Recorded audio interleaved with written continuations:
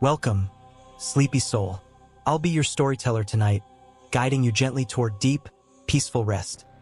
Before we begin, don't forget to like the video and subscribe for more bedtime tales. Tell me in the comments where you're listening from and what time it is, and if there's a story you'd like next, I'd love to hear it. I was 12 the first time I heard it scratching under the old maple tree. Back then, the patch of land behind our school was just the dead zone. A strip of dirt and dying grass fenced off with rusted wire, where broken concrete and weeds swallowed whatever the janitor didn't bother to clean. Kids said it was haunted. Teachers said it was unsafe. I knew better. It wasn't haunted. It was guilty. Same as me. Our school sat at the edge of town, the kind of place that looked less like a school and more like a concrete bunker someone forgot to demolish. Out front, you got the normal stuff. Flags, a squeaky swing set, a big cheerful mural with kids holding hands around the globe. Out back, past the dumpsters and the busted basketball court, was the maple tree. It was huge, older than the school, older than the parking lot. Its roots had cracked the asphalt and swallowed old bricks. By October, its leaves turned the color of dried blood and carpeted the ground, muffling your footsteps. The fence behind it sagged like something had been leaning against it for years, pushing out. That's where I buried it. The thing I made. The thing I fed. My parents always thought I stayed late because I was bad at math. The truth was I liked detention. It meant staying after dark, when the halls went quiet and the fluorescent lights hummed like insects. It meant walking home alone, past the empty classrooms and the locked gym, feeling like the whole school was holding its breath. It also meant I had time to check on the maple. That October, the air always smelled like wet leaves and old milk from the dumpsters. The cold seemed to seep up from the ground instead of down from the sky. By the time I got out of detention, the sun was a smear of orange behind the portable classrooms, and the shadows out back were long enough to hide in. The first time I heard the scratching, I thought it was a raccoon. I just slipped through the gap in the chain-link fence, my backpack catching on a piece of rusted wire. The ground was soft from last night's rain. I could feel the mud tug at my shoes as I walked up to the maple. That tree always felt wrong. Its bark was darker than any other tree in the yard, like it had been burned from the inside. It had this hollow on one side, near the base, where the bark bubbled out and then sank inward, like the start of a mouth. I knelt beside it, fingers numb, and laid my hand flat on the damp soil where I knew the thing was buried. For a second, nothing. Just the distant hum of a vacuum from inside the school and the soft drip of water from the branches. Then I felt it. Scratch, scratch, scratch. Not deep, not violent, just slow, deliberate dragging against the underside of the earth, inches below my palm. My throat tightened. I dug my fingers into the soil like I could hold it down. "Stop it," I whispered. "You're not supposed to move." The scratching kept going. "You have to understand something. I didn't find the thing. I made it. Started as a dare. 5 weeks before Halloween, when the air still had a bit of warmth, my so-called friends were passing around a horror podcast on their phones. Stories about cursed objects, rituals, buried boxes that always came back. "You're the freak who likes this stuff," Leo had said, jabbing me in the ribs. "Why don't you make one?" "Make what?" "A cursed thing." He grinned, braces glinting. "Something we actually have to bury, behind the school, like in the stories." They laughed, but I nodded, because I did like that stuff, because I wanted them to think I was brave, because there was this low, constant anger in me I didn't know where to put. So I built it, an old shoebox, wrapped in duct tape. Inside, a broken action figure, a dead crow I found near the highway, 3 of my baby teeth from the bathroom cabinet, clippings of my hair, and a piece of paper with all our names written in red ink. Not blood, not yet. On the night we buried it, the 4 of us snuck out back after the fall festival. Kids were still leaving with face paint and plastic pumpkins. Parents smoked in the parking lot, car headlights crossing over us as we slipped around the side of the building. The dead zone behind the maple was darker than usual. The sky had clouded over, swallowing the stars. Our breath hung in front of us in pale ghosts, Leo held the cheap flashlight, its beam shaking. Ian and Malik stood watch by the fence. I did the digging. The soil was softer than I expected, like something had already turned and churned it. Worms slid away from the tip of the shovel. I dug until the hole was about half a meter deep, then set the shoebox inside. "Say something creepy," Leo joked. I hesitated, then pricked my finger with a safety pin I'd brought. One drop of blood fell onto the duct tape. "If any of us screw each other over," I said, my voice shaking, "this thing remembers." The other boys laughed, but quieter now. "Dude, metal," Ian muttered. We covered it and packed the dirt down with our shoes. I remember how the maple leaves swirled around us with no wind, like something exhaling. 2 days later, Leo shoved me against a locker and told everyone I liked to watch the younger kids. That I was a creep. That I collected stuff from their backpacks. It was a lie, but middle school feeds on lies. By the end of the week, no one sat near me at lunch. By the end of the month, I was that kid, the freak. The one teachers watched more closely. I didn't think about the shoebox again until the day Leo fell. They said it was an accident. He slipped off the rotted top step by the back entrance and cracked 2 teeth on the concrete. He swore he felt something grab his ankle and yank. When I heard that, my stomach turned to ice. That night, I went to the maple, and I swear, the ground over the shoebox was higher. Just a little. Just enough to notice if you knew where to look. I told myself I imagined it, that I wanted revenge so badly. My brain was rewriting the world to give it to me. But then Ian broke his wrist in gym, slipping on a dry floor. Malik's dog went missing and never came back. And I kept hearing things at the edge of my hearing when I walked past the back windows. A soft dragging sound, the faint, irregular tapping. Then I got detention. Our homeroom teacher caught me drawing the maple tree in my notebook during math.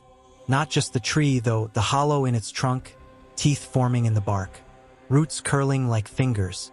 She said I was being disruptive, whatever that meant, and assigned me a week of after-school detention. Walking home those evenings, the school felt different, emptier. Echoes seemed to hang longer in the hallways. The cleaning cart wheels squeaked like something trying not to scream. And every night I went to the maple. The scratching got louder.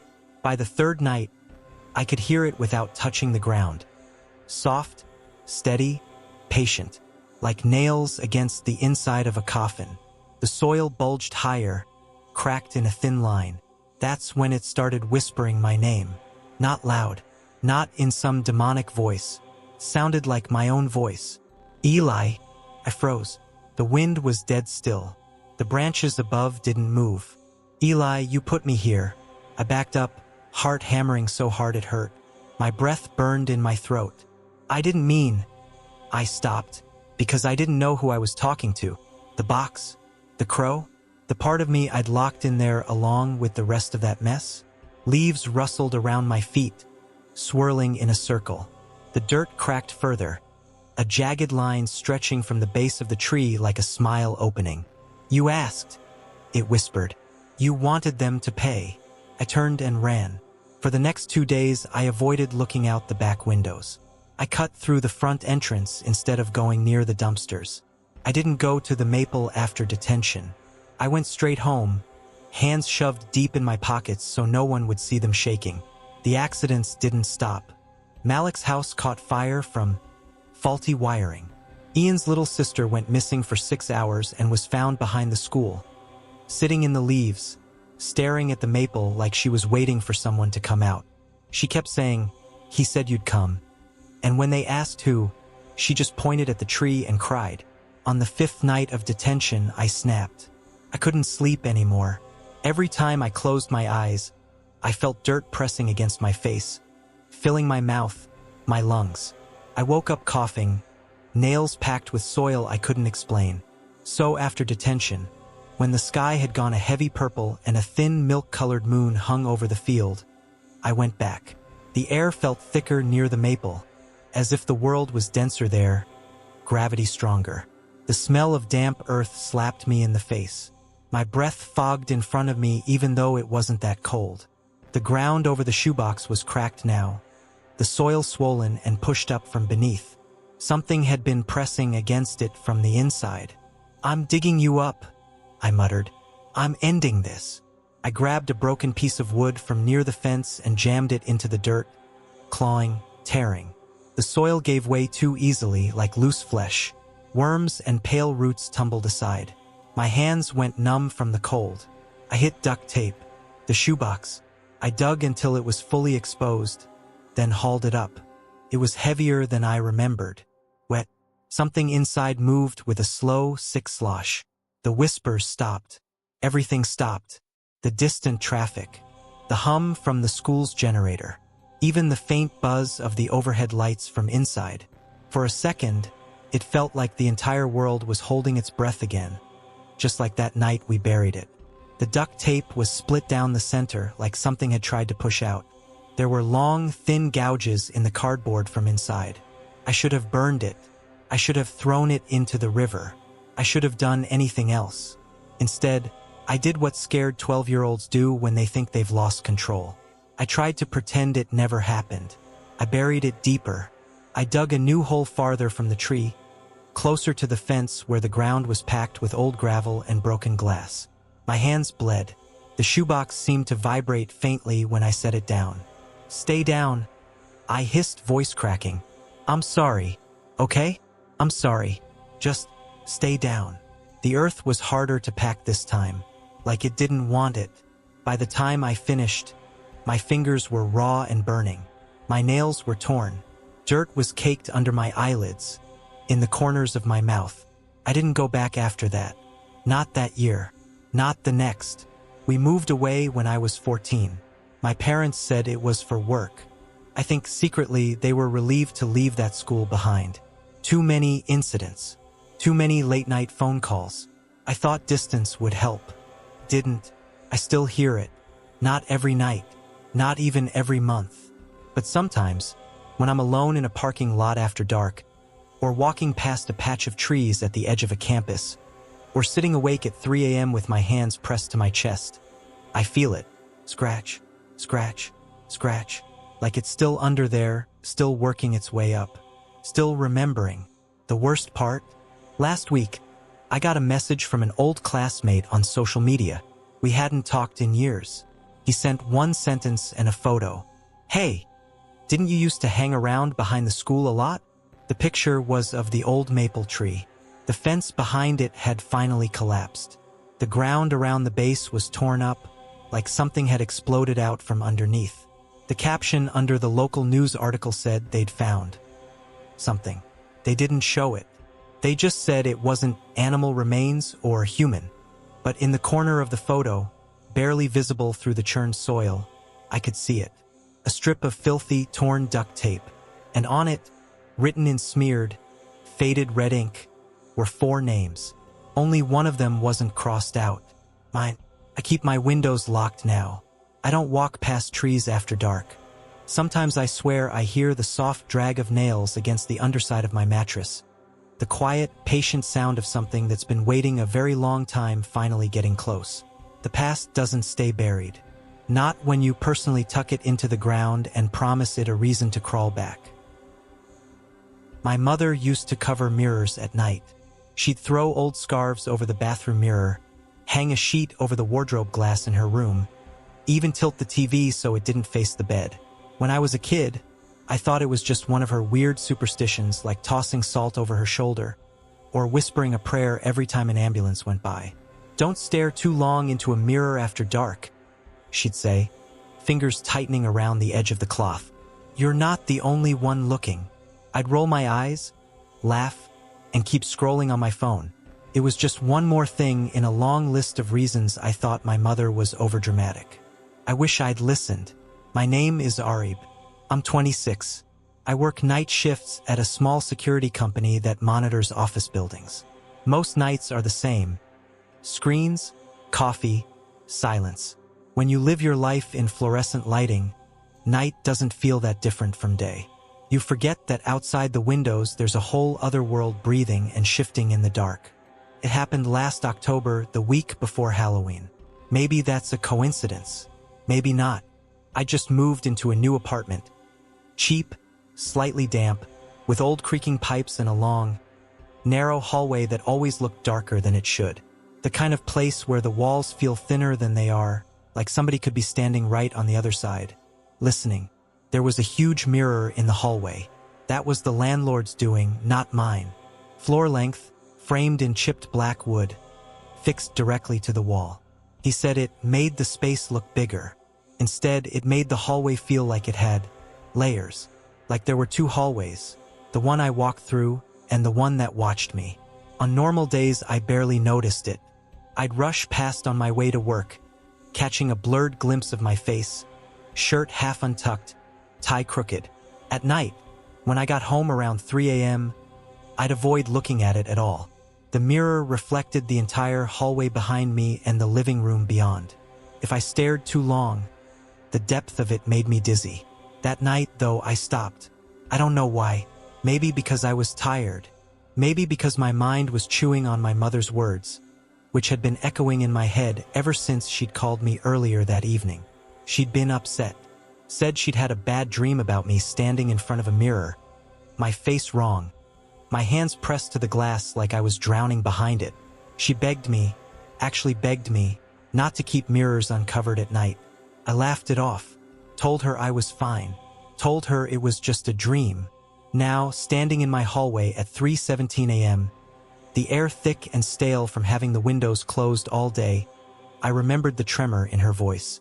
I dropped my keys in the bowl on the console table and looked up. The mirror showed me. Dark hair sticking up, uniform shirt wrinkled, that permanent faint shadow under my eyes. The fluorescent strip light in the hallway flickered behind me, buzzing softly. The glass reflected the cold light so accurately that for a moment, I could almost believe there really was someone else there. Another me, standing just beyond a clear barrier. I stepped closer. My reflection stepped closer. Right hand raised. Right hand raised. Breathe in. Chest rose. Chest rose. Don't stare too long. My mother's voice whispered in my memory. I leaned in anyway. Up close, the mirror was old. There were faint specks in the glass, tiny imperfections like dust frozen inside it. The frame smelled faintly of stale wood and cleaning fluid. My own breath warmed the surface, a thin cloud of fog blooming and then fading. "See," I muttered, just to break the quiet. "Still me." My reflection mouthed the words along with me, perfectly in sync. I was about to turn away when it happened. I blinked, and my reflection didn't. Kept looking straight at me, eyes pinned to mine. My eyelids closed, blocking my view for half a second. And in that half second, every hair on my body stood up. When I opened my eyes again, it was still staring, unblinking. I froze. My hand instinctively went still halfway down from where I'd been pushing my hair back. In the glass, my hand was still raised. Raised, not moving. Then, very slowly, my reflection smiled. I didn't. The smile started small, pulling at one corner of its mouth. The skin around its eyes didn't crinkle like mine usually did. It was the kind of smile you see in strangers on trains. Too polite, too calculated, empty behind the eyes. My stomach dropped. It was like seeing someone wearing my face like a mask. The hallway suddenly felt colder, like the temperature had slipped a few degrees in a single breath. I could feel the chill on the inside of my nose, the prickling of goosebumps marching down my arms. I stood there, every muscle locked, watching my own face stretch into a full grin that I did not feel. "Okay," I whispered. "I'm dreaming. This is just... I'm exhausted." The reflection's lips moved. I heard nothing, but I watched my face say something I didn't say. The jaw moved differently than mine. The tongue pressed against the teeth in a rhythm that didn't match my own breathing. I didn't hear words, but I sensed them, like when you see someone talking behind soundproof glass. If I had to guess, if I had to put a phrase to the shapes my mouth was forming in there, "Let me in." My throat tightened. I stepped back, heart hammering, palms suddenly damp. The faint smell of bleach from earlier cleaning mixed with something else. A metallic tang, like old coins and cold air. I tore my gaze away, stumbling back down the hallway toward the living room. My shoulder bumped the wall. The hallway light flickered again, buzzing louder, then steadied. Don't look back, I thought. Just go to bed. Sleep. Wake up and laugh about this. I made it exactly 3 steps before curiosity clawed through the fear. What if it was normal again? What if I'd imagined it and not checking would make it worse? I turned my head. The mirror me wasn't in the same place anymore. I was still standing mid-hallway, feet planted on the patterned runner rug. But in the reflection, I was closer, much closer. The reflected hallway behind me, was empty. The living room dark, the front door closed. Everything correct except for the fact that my double now stood almost pressed against the inside of the glass. He was inches from me, from the surface. My real body was 3 steps away. I could see the details now, the slightly sharper angle of the jaw, the faint difference in posture. He held himself like he was too aware of his limbs, like they were new. Same face, same hair, same eyes, but something behind those eyes was wrong. Too focused, too interested. My reflection lifted a hand and pressed it against the inner surface. On my side, the glass stayed clear. On his side, I watched pale fingers splay against it. I could almost feel the imprint of them in my own palm, like a phantom heat. Then the cold came, not from the hallway, from inside me. It started in my chest, a sudden tightening, like invisible fingers had reached through my ribs and squeezed. My breath hitched. The air around me felt thick, like I was breathing in water instead of oxygen. The thing inside the mirror mouthed something else, slower this time, exaggerating the shapes of the words. You look too long. The pressure in my chest yanked downward, like a hook was pulling straight through my sternum. My vision blurred at the edges. The sound of the buzzing light stretched, warping into a long, low hum that vibrated in my bones. I tried to move, to step back, to run, to scream, but my body lagged, like my limbs weren't fully controlled by me anymore. My fingers twitched uselessly at my sides. My tongue felt heavy, glued to the roof of my mouth. In the mirror, my double stepped forward. His hand never broke contact with the glass. His smile widened, revealing just a little too much gum. I blinked again. This time, when my eyes opened, I was on the other side. There's no way to describe that first moment without sounding insane. 1 second I was in the hallway, heart racing, feet on the rug. The next, everything was reversed. I could still see the hallway. I could still see my body standing there. But I saw it like you see someone else, from several feet away. I wasn't aligned with the chest and shoulders I recognized. I was aligned with the face in the mirror. I watched my own body gasp, stumble, then steady itself. I tried to move. My limbs didn't respond. Instead, my reflection did. He rolled my shoulders like trying them on, flexed my fingers, tilted my head. His eyes, my eyes, met mine in the glass. From my side, I understood then. I was the one looking out. He was the one standing in my hallway. I tried to shout, but the sound came out wrong. Muffled, distant, as if I were screaming underwater, behind 10 panes of thick glass. The words dissolved before they reached the surface. Out there, my body smiled. It was subtle, just a small upward twitch at the corner of my mouth. Then another, more confident. He looked down at his hands, turning them over like someone admiring new gloves. On my side, panic surged through me, thick and suffocating. I pressed forward, slamming my palms against the inner surface. The glass felt solid and colder than ice. Pain shot up my arms. No sound came. No impact showed. Outside, my body turned away from me, away from the mirror. No, I tried to say, but the word died in my own throat. The sensation of a throat, at least, was still here, tight, dry, useless. He walked down the hallway, my gait, but not quite. A fraction smoother, less hesitant. The light flickered overhead, casting shadows across his back. He reached the living room. I watched him from a distance my body had never known, from a vantage point that stayed fixed, welded to the frame. I couldn't turn my head. The mirror's view was all I had. The strip of hallway, the front door, a slice of the living room, and the doorway to my bedroom. Everywhere else might as well have been erased. I listened. The sounds were dull but present. The soft pad of my own feet on the rug, the creak of the bedroom door opening, the faint thump as he tossed my keys from the console table into his pocket instead of the bowl. Each noise was slightly delayed, like the world on my side had to process them before I could hear. Then, footsteps approached again. He came back into view, walking toward the mirror. I could feel my panic rise with each step. It had nowhere to go. It just built, pressing hard against the inside of my skull. He stopped directly in front of me. For the first time, he looked like me and not like me at all. The differences were tiny but brutal once you saw them. The set of the shoulders, the sharpness in the gaze. My eyes had never been that confident, that cold. He leaned in, close enough that if the glass hadn't been there, we would have been nose to nose. "Comfortable?" he asked. I heard it clearly, not echoing from far away. It wasn't sound crossing distance. It was sound punching straight through the barrier into my head. I shouted back. Questions, curses, begging. But the words tangled in my own mind, bouncing back at me in warped fragments. I didn't know if he heard. He tilted his head, studying me. "Ma always said you shouldn't stare," he murmured, and the way he said "ma" made my skin crawl. Too casual, too familiar.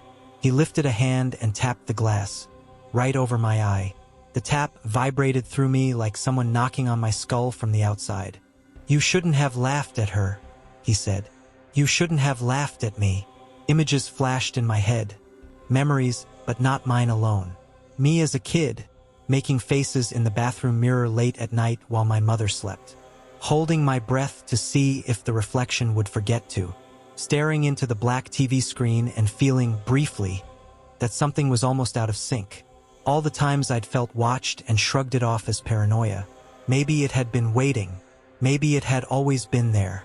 The space behind every surface that showed me myself. "I'll take care of things," he said softly. "Live a little. Answer calls. Visit Ma."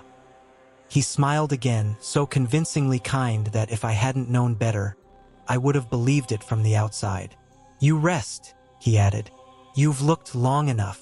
Then he turned away, walked down the hall, grabbed my jacket off the hook, opened the front door. Cold night air flowed in. I could see it in the way the curtains by the door stirred. I could almost feel it on my skin, a ghost of sensation that didn't belong to the body I now occupied. The door closed behind him with a soft, final click. I was alone. Alone in a strip of reality framed in black wood. Alone in a hallway that never changed, with a view that never shifted, with light that never turned off unless someone on the outside flipped the switch. Hours passed, or maybe minutes.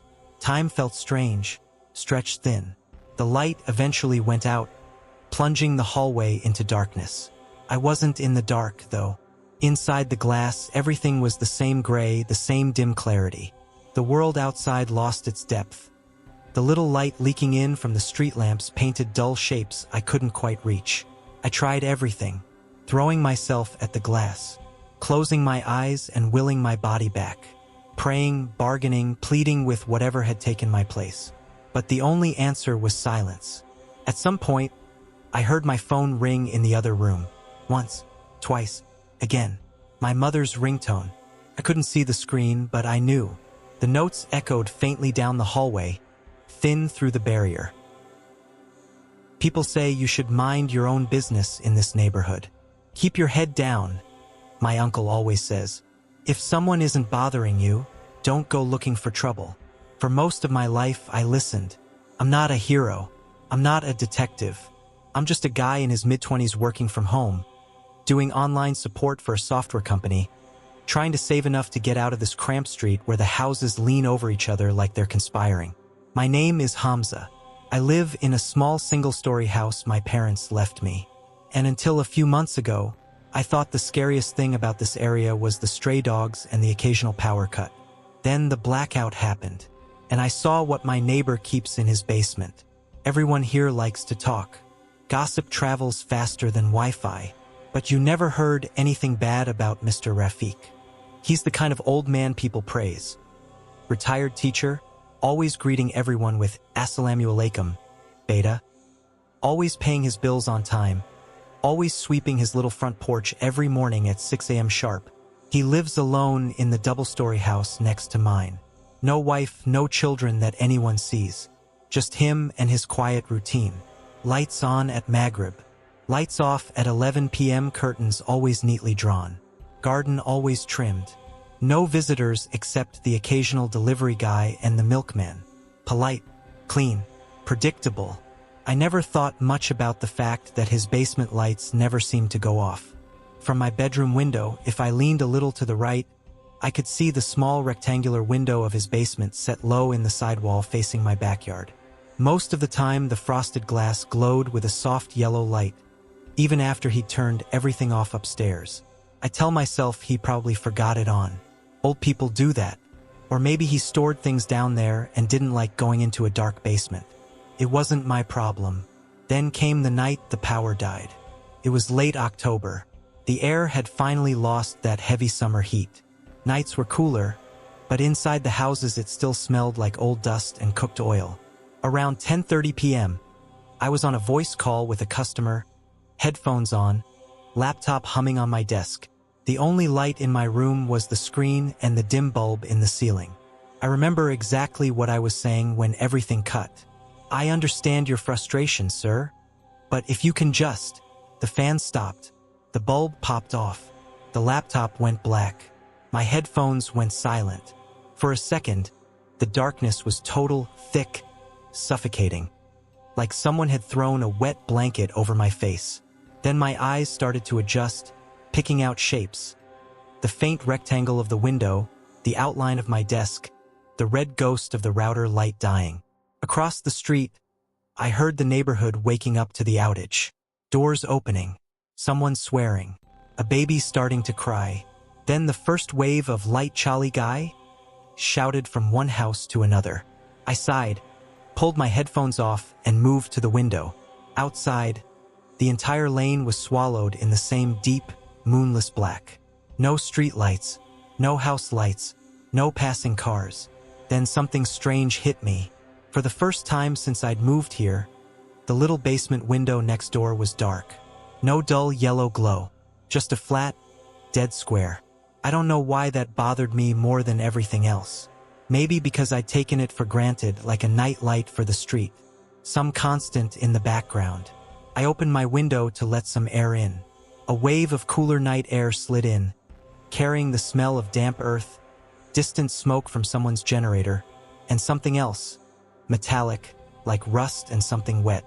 Voices carried clearer in the dark. Someone was complaining about the transformer.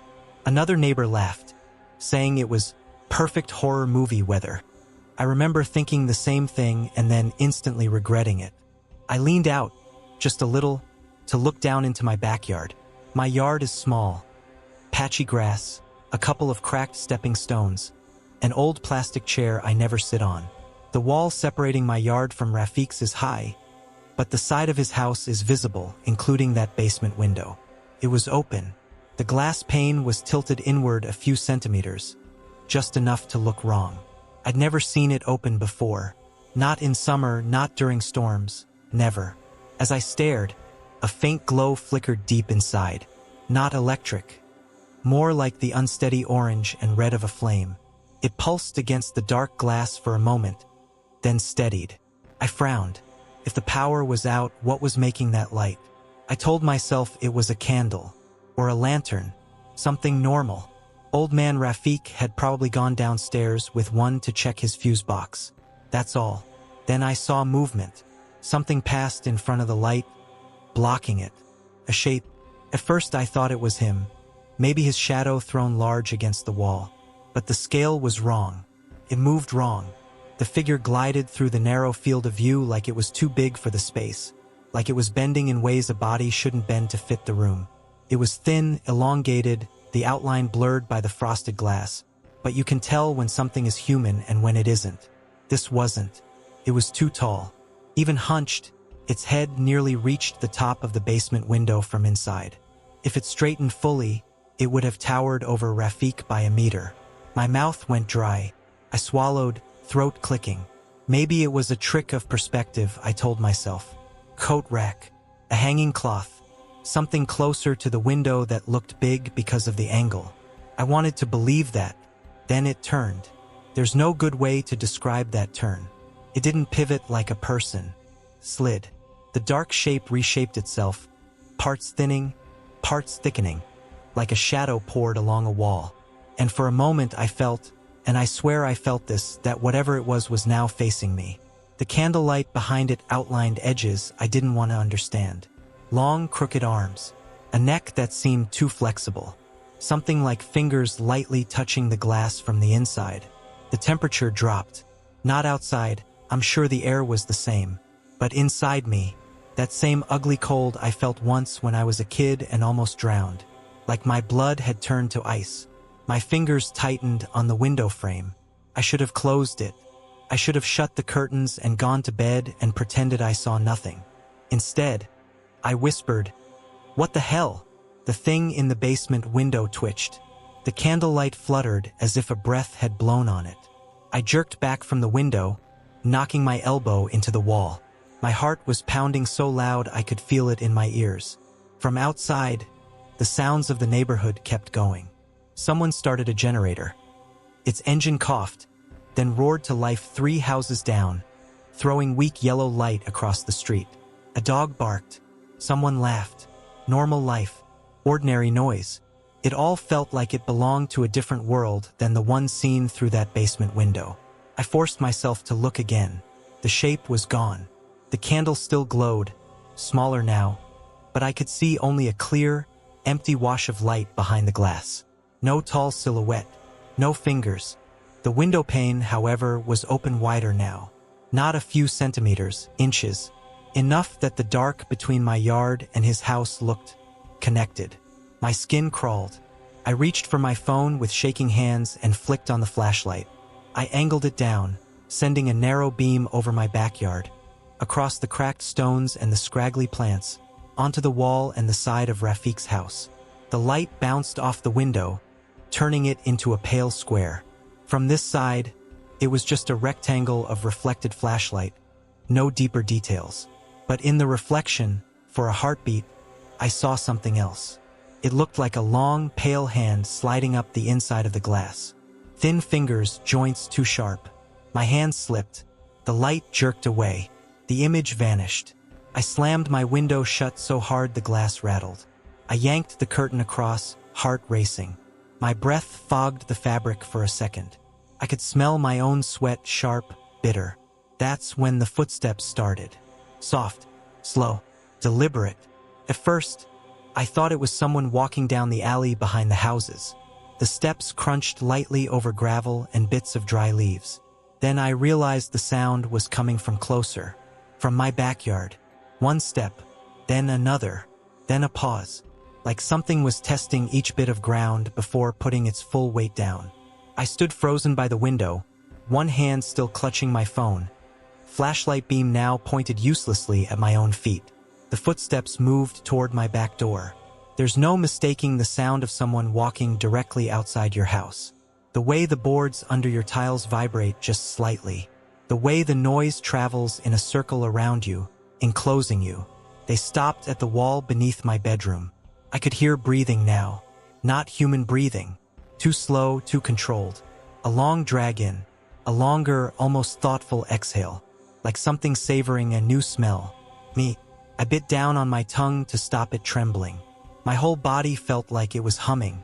Sweat ran in a line down between my shoulder blades, cold as if someone had traced it with ice. My phone buzzed in my hand, making me flinch. I glanced down.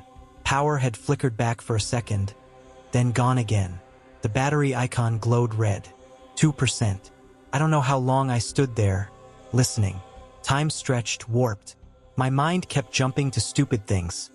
Did I lock the kitchen door? Did I forget to take the trash out? Would the landlord blame me if something broke? Then, from the other side of the wall, something dragged along the bricks. Slow, rough, like claws or nails or bones scraping.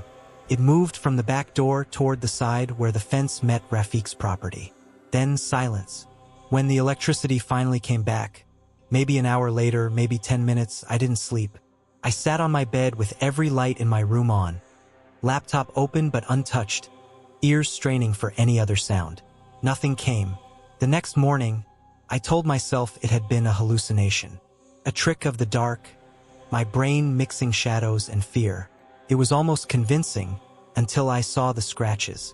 In the thin strip of dirt by the wall in my backyard, right beneath my window, there were marks. 5 long, parallel grooves in the soil, dragging from the wall toward the center of the yard, then disappearing abruptly like whatever made them had lifted its hand. Next to them, faintly pressed into the dirt, was something that looked a lot like a footprint. Not quite human. Too long. Too narrow. That afternoon, I did something stupid. I called the police. I didn't say, "I saw a monster in my neighbor's basement." I just said I thought something illegal was going on. That I'd seen strange movement, heard things. That I was worried someone might be kept down there. They came. 2 officers in an old van. They spoke to me on the porch, then went next door and rang Rafiq's bell. I watched from my window as he opened the door, smiling politely, wearing his usual thin sweater and pressed trousers. He looked normal, tired, slightly confused. He shook their hands, invited them in. I couldn't hear their conversation, but I saw one of the officers gesture toward the side of the house, toward where the basement would be. Rafiq laughed, a short, breathy sound, and shook his head. His smile never faltered. They went inside. 15 minutes later, they came out. One of them clapped Rafiq on the shoulder, reassuring. They shook hands again. The officers glanced over at my house briefly, their expressions more annoyed than concerned. Then they left. Rafiq stood at his gate for a moment, watching their van disappear down the lane. Then he turned and looked directly at my window. Our eyes met. On the surface, he was exactly the man I'd known for years. Kind, gentle, grandfatherly. But there was something new in his face now. A sharpness in the eyes, a slight tightening at the corners of his mouth. He smiled. Not the friendly assalamu alaikum, beta smile. The thin, knowing smile. He lifted one hand and gave the smallest nod. Like we now shared a secret. Since that day, every time I step out of my house, if he is outside, he greets me warmly. "Late nights again, Hamza?" he asks. "You should sleep more." His eyes flick briefly toward my bedroom window when he says it. Toward the backyard.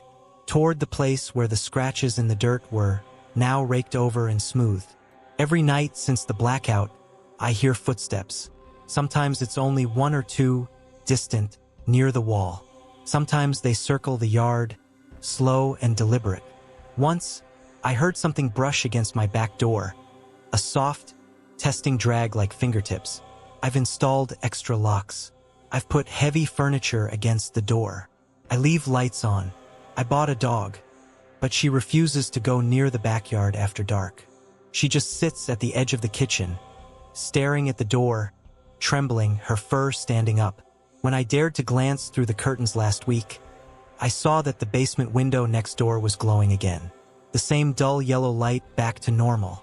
Except now, sometimes a shadow moves there that is much too tall to be Rafiq. I don't know what he's hiding down there. I don't know if he found it, or made a deal with it, or brought it from somewhere else. All I know is that it saw me that night. It knows my scent. It knows which window is mine, which backyard is mine, which thin plaster walls stand between it and my bed. And Mr. Rafiq knows I saw it. He smiles a little wider every time we pass. Like he's waiting for the next blackout. Like he's sure that next time, those soft footsteps in my backyard will not stop at the door. They'll come inside. My earliest memory of fear isn't a nightmare. It's a sound. A soft, papery whisper coming from the dark slit of my bedroom closet. Sometime after midnight, in a small house where the walls were thin and the hallway light never reached all the way inside. I was 8. Back then, my name was just Ali. No one called me Mr. Ali or Sir. I didn't pay bills or answer emails or live alone in a 1-bedroom apartment with peeling paint and a landlord who never fixes anything on time. Back then, fear had a simple shape. The rectangular black hole of my closet door, cracked open just enough that I could see darkness inside it. Not the ordinary darkness of a room with the lights off, but a heavier kind. A darkness that felt like it was leaning out, The whispers started in October. They were faint at first, so quiet I thought I was hearing my own blood in my ears. I'd lie in bed, the sheets rough against my legs, my little Batman nightlight painting a weak yellow circle on the wall. The closet door was across the room, a thin white rectangle with a cheap brass handle, and from that direction I'd hear it. Lee, just the tail end of my name, not even the whole thing. A soft syllable pulled thin by the distance between where it was spoken and where I heard it. I thought it was my parents at first, or the TV in the living room, or the wind, but the sound kept coming from that same point. The thin line where the closet door didn't meet the frame. I told my father. He walked into my room with the heavy scent of cigarettes and aftershave, flicked the light on, yanked the closet door open, and showed me the mess inside. Clothes on hangers, plastic boxes of toys, my school bags slumped in a corner. "See?" he said, thumping his fist against the back wall. "Nothing, just junk." He closed it again, but this time he made sure the latch clicked all the way. My mother smiled and ruffled my hair. "Imagination," she said. "You're at that age." The next night, I woke up at 3:17 a.m. to the sound of whispering. This time it was clearer. Not words I could make out, but a constant, quiet stream of syllables, like someone trying to talk with their mouth an inch from a pillow. I lay there, frozen, listening. The night light hummed. The shadow of my wardrobe stretched long across the floor. The closet door was closed. The sound was coming from behind it. I remember the smell of that night. Cold dust, old wood, the faint chemical scent of my new plastic school shoes near the foot of my bed. And under it all, something else. Something damp and sour that seemed to seep out from the closet without the door moving. I hid under the covers like every kid in every story. I pressed my hands over my ears. I forced myself to think about cartoons and playgrounds and the new pencil box I wanted. Eventually, the whispers stopped, or I fell asleep. When you're 8, those two things feel the same. This went on for weeks, always at 3:17 a.m. I started watching the glowing red digits on my cheap alarm clock more than I slept. I'd doze off around midnight and then snap awake with a jolt, heart pounding, eyes already on the clock. 3:16, 3:17, and then, right on cue, the whispers would begin, sometimes mixed with soft scraping sounds, as if fingers were being dragged along the inside of the door. Even my body started to anticipate it. A shiver would run down my spine a minute before the time turned. My throat would go dry. My hands would already be clenched in fists under the blanket. Once I got brave. In the middle of the whispering, I climbed out of bed, feet cold on the wooden floor, and walked toward the door. Each step made the boards creak. The voices paused, then resumed. Quieter now, like they were pulling back. I grabbed the handle. It was cold. Colder than the air in the room. "Stop," I whispered, though I wasn't sure if I meant the voices or myself. I yanked the door open. Silence. Just shelves and hanging clothes and a pile of toys that smelled faintly of rubber and dust. The little bulb in the closet ceiling flickered weakly when I pulled the string. Yellow light spilled over the jumble of things. Nothing moved, but when I took a step inside, the temperature dropped. My breath fogged in the small space. I remember seeing the mist leave my mouth and feeling like I wasn't alone in there. Like something just beyond the reach of the light was holding its breath with me. My toe bumped something in the dark under a fallen jacket. Something firm and smooth. I bent down, pushed the fabric aside. It was a box. Small, wooden, about the size of a brick. I didn't remember owning it. There was no lock, just a simple sliding lid. I reached for it, and then my mother's voice exploded down the hallway. "Ollie, what are you doing up?" I jumped so hard my head hit the shelf above me. The string light swung, shadows jumping. I grabbed the box without thinking and shoved it deeper into a corner behind some shoes, then backed out of the closet as she appeared in the doorway. Her hair wrapped in a scarf, her eyes still half asleep but sharp. She didn't look in the closet. She looked at me. "Were you talking to yourself?" she asked. I shook my head. My mouth was too dry to speak. She glanced at the alarm clock, saw the time, and her face tightened. Just for a second. A flash of something, worry, recognition, then it was gone, replaced by a tired smile. "It's just the dark," she said. "Go to sleep, John. Don't open that door at night. Okay?" She closed the closet door herself this time, firmly. I watched her hand linger on the handle a second too long, like she was listening for something on the other side. After that, things blur. I know the whispers continued for a while. I know I started sleeping with my back to the closet, facing the wall. I know I stopped telling my parents about it because every conversation ended the same way. Imagination, bad dreams, don't think about it. And then, nothing, just an empty stretch of childhood. The whispers faded. The fear went from sharp to dull to gone, like a sound you move far enough away from. It's funny how the mind can erase things for you. I'm 32 now. Different city, different apartment, different bed. I work long hours at a job that keeps me up late, and when I finally do fall into bed, I sleep hard. I'd forgotten about the closet, about the box, about 3:17 a.m., until last month. I woke up in the dark with my heart already racing and no idea why. The room was dim, lit only by the weak blue glow from my phone charging on the nightstand. Sweat glued my shirt to my back. The air felt heavy, like the room was full of old breath. I turned my head. My closet door, across from the foot of my bed, was closed. Just a plain white door with a cheap handle. No different from any other night. But I had the unmistakable sensation of being watched. My alarm clock isn't red anymore. It's digital on my phone. The time on the screen read 3:17 a.m. A chill crawled up my spine. The moment I registered the time, I heard it. Not a whisper this time. Not the thin, papery sound of childhood. This voice was deeper, rougher, like someone with a damaged throat speaking through clenched teeth. "Ali." The sound came from the closet, right at the crack between the door and the frame. All the years between 8 and 32 vanished. I was a child again, pinned to my mattress by a fear that didn't care how old I'd gotten. I forced my dry tongue to move. "Who's there?"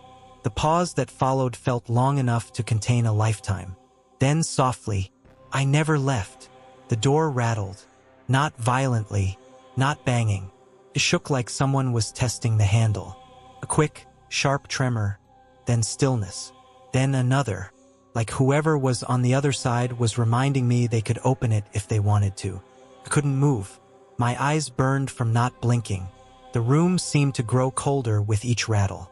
My mind raced through every possible rational explanation. Pipes, building settling, a dream. Then the voice spoke again, closer. "Let me finish what I started." My stomach turned. My hands went numb. A memory pressed against the back of my skull like something trying to push through. A box. A small wooden box on the floor of a childhood closet. My fingers reaching for it. My mother's voice, sharp with fear, dragging me back before I could open it. "Don't open that door at night." Not just the closet door, I realize now. The other door. The one the box was. All those years, I told myself I had grown out of the whispers, that they'd just stopped. Now, with that voice rasping my adult name in the dark, I understood something much worse. I didn't grow out of it. I just forgot. Or rather, I was helped to forget. Memories came in jagged flashes over the next few nights, each one arriving right around 3:17 a.m., wrenched up by the sound of the door rattling and the voice begging. "Open it, Ali. You promised. You left me halfway." I remembered sitting cross-legged in front of the closet as a kid, the wooden box between my knees. I remember drawing on it with a red marker, scribbling shapes that looked like letters but weren't from any alphabet I knew. A game some older kid had taught me at school. A ritual, he said, would make you brave. "You write the bad things inside," he told me. "Your fears, your secrets. Then you put it in a dark place and wait. Something comes to eat them." I remembered writing words on little scraps of paper in clumsy child handwriting. Bully, lonely, monster under bed. I remembered putting them in the box along with one more thing I'd been too scared to tell anyone. Mom and Dad fighting. I remembered closing the lid, feeling very grown up and very stupid, and pushing the box under the hanging clothes. I remembered the whispers starting. What I didn't remember, not until last week, was the night I tried to open it again. The night the voice in the closet stopped sounding like a stranger and started sounding like me. Let me finish. Let me take it all. You won't be scared anymore. I must have told my mother something. She must have seen something in my face. I remember the small bruise on my wrist the next morning, like fingers had squeezed me too hard. I remember the hollow feeling afterward, like some piece of my memory had been neatly cut out and filed away. Maybe she took the box. Maybe she did something to stop it. Maybe she bargained. All I know is that 32-year-old me is paying for whatever 8-year-old me started. The rattling hasn't stopped. Comes every night now, right on time. 3:17 a.m. The door shakes in its frame, the handle twitching, as if being turned from the other side. The voice has changed, too. It's angrier, hungrier. You left me? It whispered 2 nights ago, the words scraping like sandpaper against my skull. I ate what you fed me. Let me finish. Sometimes, under the anger, there's something else in its tone. Hurt, betrayal, like a child accusing a parent, or a reflection accusing the person who made it. Today, my mother called. Her voice sounded smaller over the phone than I remembered. Tired, frayed at the edges. I've been dreaming about your old room, she said without preamble. About the closet. My throat went tight. What do you remember about it? I asked carefully. Silence. I could almost hear her weighing words. Nothing, she said at last. And that's what scares me. There's a blank spot. Around that time, like someone turned off the lights in my memory for a few months. She cleared her throat. Ali, do you still wake up at 3:17? My skin crawled. Yes, I whispered. She exhaled shakily, like she'd been holding her breath for years. I thought so, she said. It started again for me too. I keep hearing you as a child, talking to someone in your room. But when I open the door, you're asleep. There was a clatter on her end, a muffled curse. Then, lower, as if afraid someone might overhear, she added, I shouldn't have moved the box. The line crackled. What box? I asked, though I already knew. The one in your closet, she said. The one you made. I thought, if I put it somewhere else, maybe it wouldn't follow you. My heart hammered against my ribs. Where is it now? Silence again. Then, very quietly, in my closet. The lights flickered in my apartment. Once, twice. My phone cut out for a second. When the call resumed, her voice was distant, distorted. I thought I heard another sound behind her, like something heavy dragging across a wooden floor. We never finished the conversation. The call dropped. That night, I didn't sleep at all. I sat up in bed, staring at my own closet door, watching the minutes crawl toward 3:17. The air grew colder as it approached. My breath fogged slightly in front of me. The hum of the fridge in the next room faded under the sound of my own pulse. 3:16.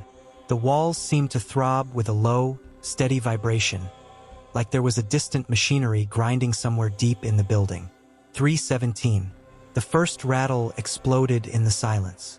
The door shook violently this time, the handle jerking up and down as if someone was slamming their palms against the other side. Ali, the voice is not just outside anymore. It's inside my head, inside my chest. It vibrates in my teeth. Let me finish. Something pounds once against the door from the inside. The whole frame shivers. Tiny flakes of paint fall to the floor. Memories keep pushing up, frantic, disjointed. My 8-year-old hands prying at the wooden lid. A whisper in my ear promising to take all the bad things away. My mother pulling me back. The box being snatched from my grip by hands that weren't hers. The taste of iron in my mouth. A word I wrote but don't remember. Fear. I realize with a clarity that makes me sick that I invited it. I fed it. I made it a home. I tied it to myself with childish honesty and stupid, desperate hope. And now, after all these years, it wants to finish eating. The door is shaking so hard now I can see the screws in the hinges pulling slightly from the wood. The noise is deafening in the quiet apartment. Wood rattling, metal scraping, the low, wet sound of something breathing too close. I could move the dresser in front of it. I could call someone. I could run out of here and never come back. Instead, I'm sitting here, telling you this, because a part of me knows the truth. Doors work both ways. If I run, it will follow. Through walls, through cities, through years. It knows my name in every version.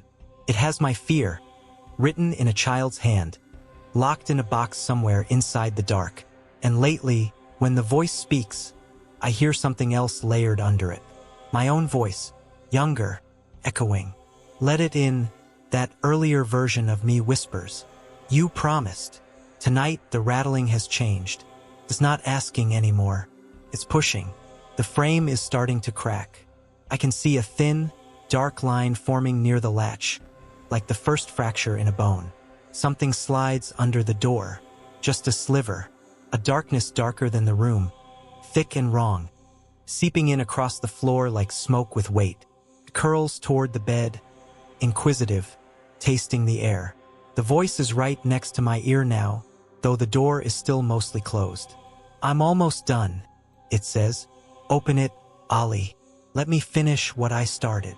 My hand is shaking as I reach toward the nightstand drawer where I keep a small flashlight, some random papers, and the one thing I've never let myself throw away. An old scrap of yellowed paper with faded, childish letters only I can read. Fear. If I tear it up, will it weaken? If I burn it, will that sever the link? Or will it just anger whatever's on the other side of the door enough to stop knocking and start breaking? I don't know. All I know is that the temperature in this room is dropping so fast I can see frost forming along the edge of the closet door. My breath is a foggy cloud. My hands are numb. The wood is splintering. In a moment, the door handle will turn on its own. In a moment, I will have to choose whether to hold it shut with everything I have left, or let it swing wide and face what I fed as a child. If you're listening to this in a dark room, and there's a closet door anywhere behind you, don't turn around. Don't check the time. If it's 3:17 a.m. where you are, just hope you never wrote anything down for it. Never offered your fear to something in the dark and asked it to make you brave. Because it doesn't forget. It just waits. And when it knocks, it wants to finish. I never thought I'd buy a baby monitor in my 30s for someone who wasn't a baby. But that's what happens when you become the default caretaker. My name is Saad. I work remotely, IT support from a cramped apartment that smells constantly like frying onions and Dettol. After my grandfather passed last year, my Dottie moved in with us. She's small now, more bone than flesh, with paper-thin skin and a mind that flickers like a bad connection. Some nights she's sharp, joking, telling stories from her village. Other nights, she looks right at me and calls me by my father's name. First, I slept like a rock. Long hours at the laptop, long calls with angry clients, cold tea on my desk. By the time I crawled to bed, my body shut down instantly. Then Dottie fell. It was 2 a.m. I didn't hear the thud. What I heard was my mother screaming my name, her voice ripping through the house like a siren. I woke up disoriented, bare feet slapping against the cold marble as I ran to their room. Dottie was on the floor, body twisted, her nightgown bunched at her knees. She survived. Minor fracture, lots of bruises. The doctor said she was lucky this time. This time echoed in my head. After that, sleep wasn't easy. Every creak in the house jolted me awake. I took to sleeping with my door open so I could hear if she called out. My mother started waking up every few hours to check on her, getting thinner, darker circles under her eyes each day. That's when I got the idea. It came from some late-night forum post. Someone talking about using a baby monitor to watch over their elderly parent. Motion detection, two-way audio, smartphone notifications. Not expensive. Easier than waiting to hear a cry in the dark. I told my mother I'd handle it. She looked relieved in a way that made me feel both proud and guilty. The monitor arrived in a small white box one humid Thursday evening. It was lighter than I expected. Just a plastic camera with a swiveling head, a couple of wires, and a base station with a tiny screen and speaker. Cheap Chinese brand. Instructions in bad English. I set it up in Dottie's room while she watched from her bed, her headscarf slipping to one side.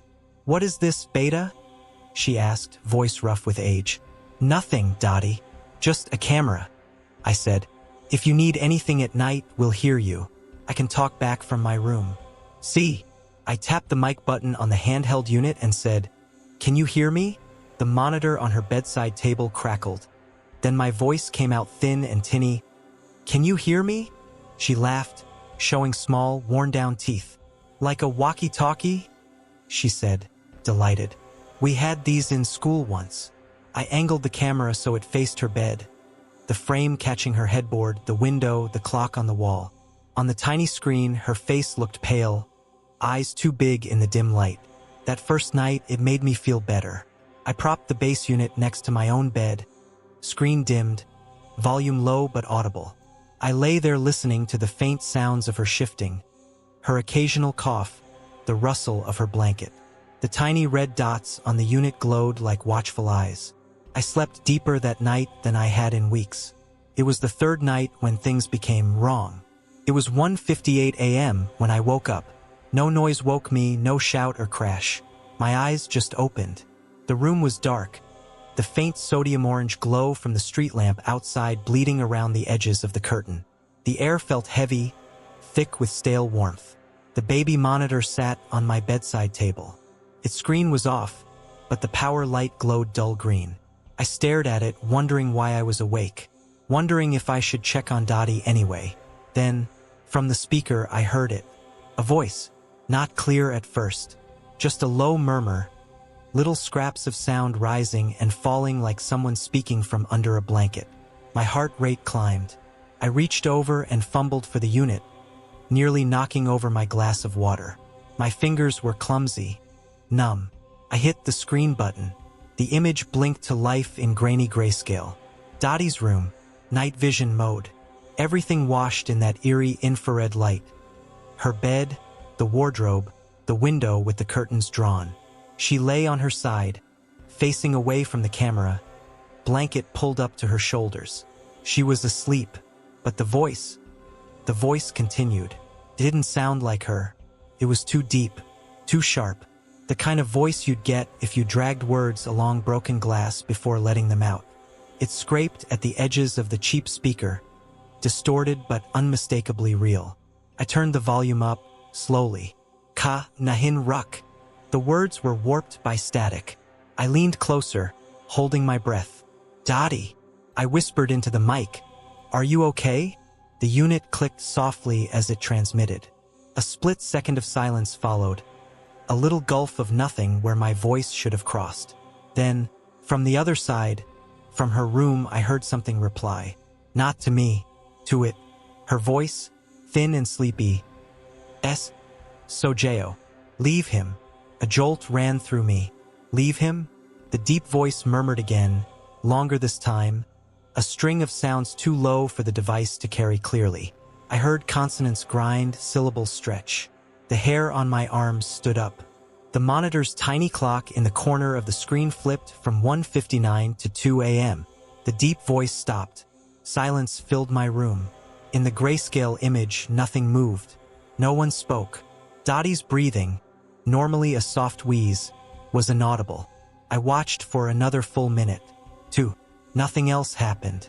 I told myself it was interference.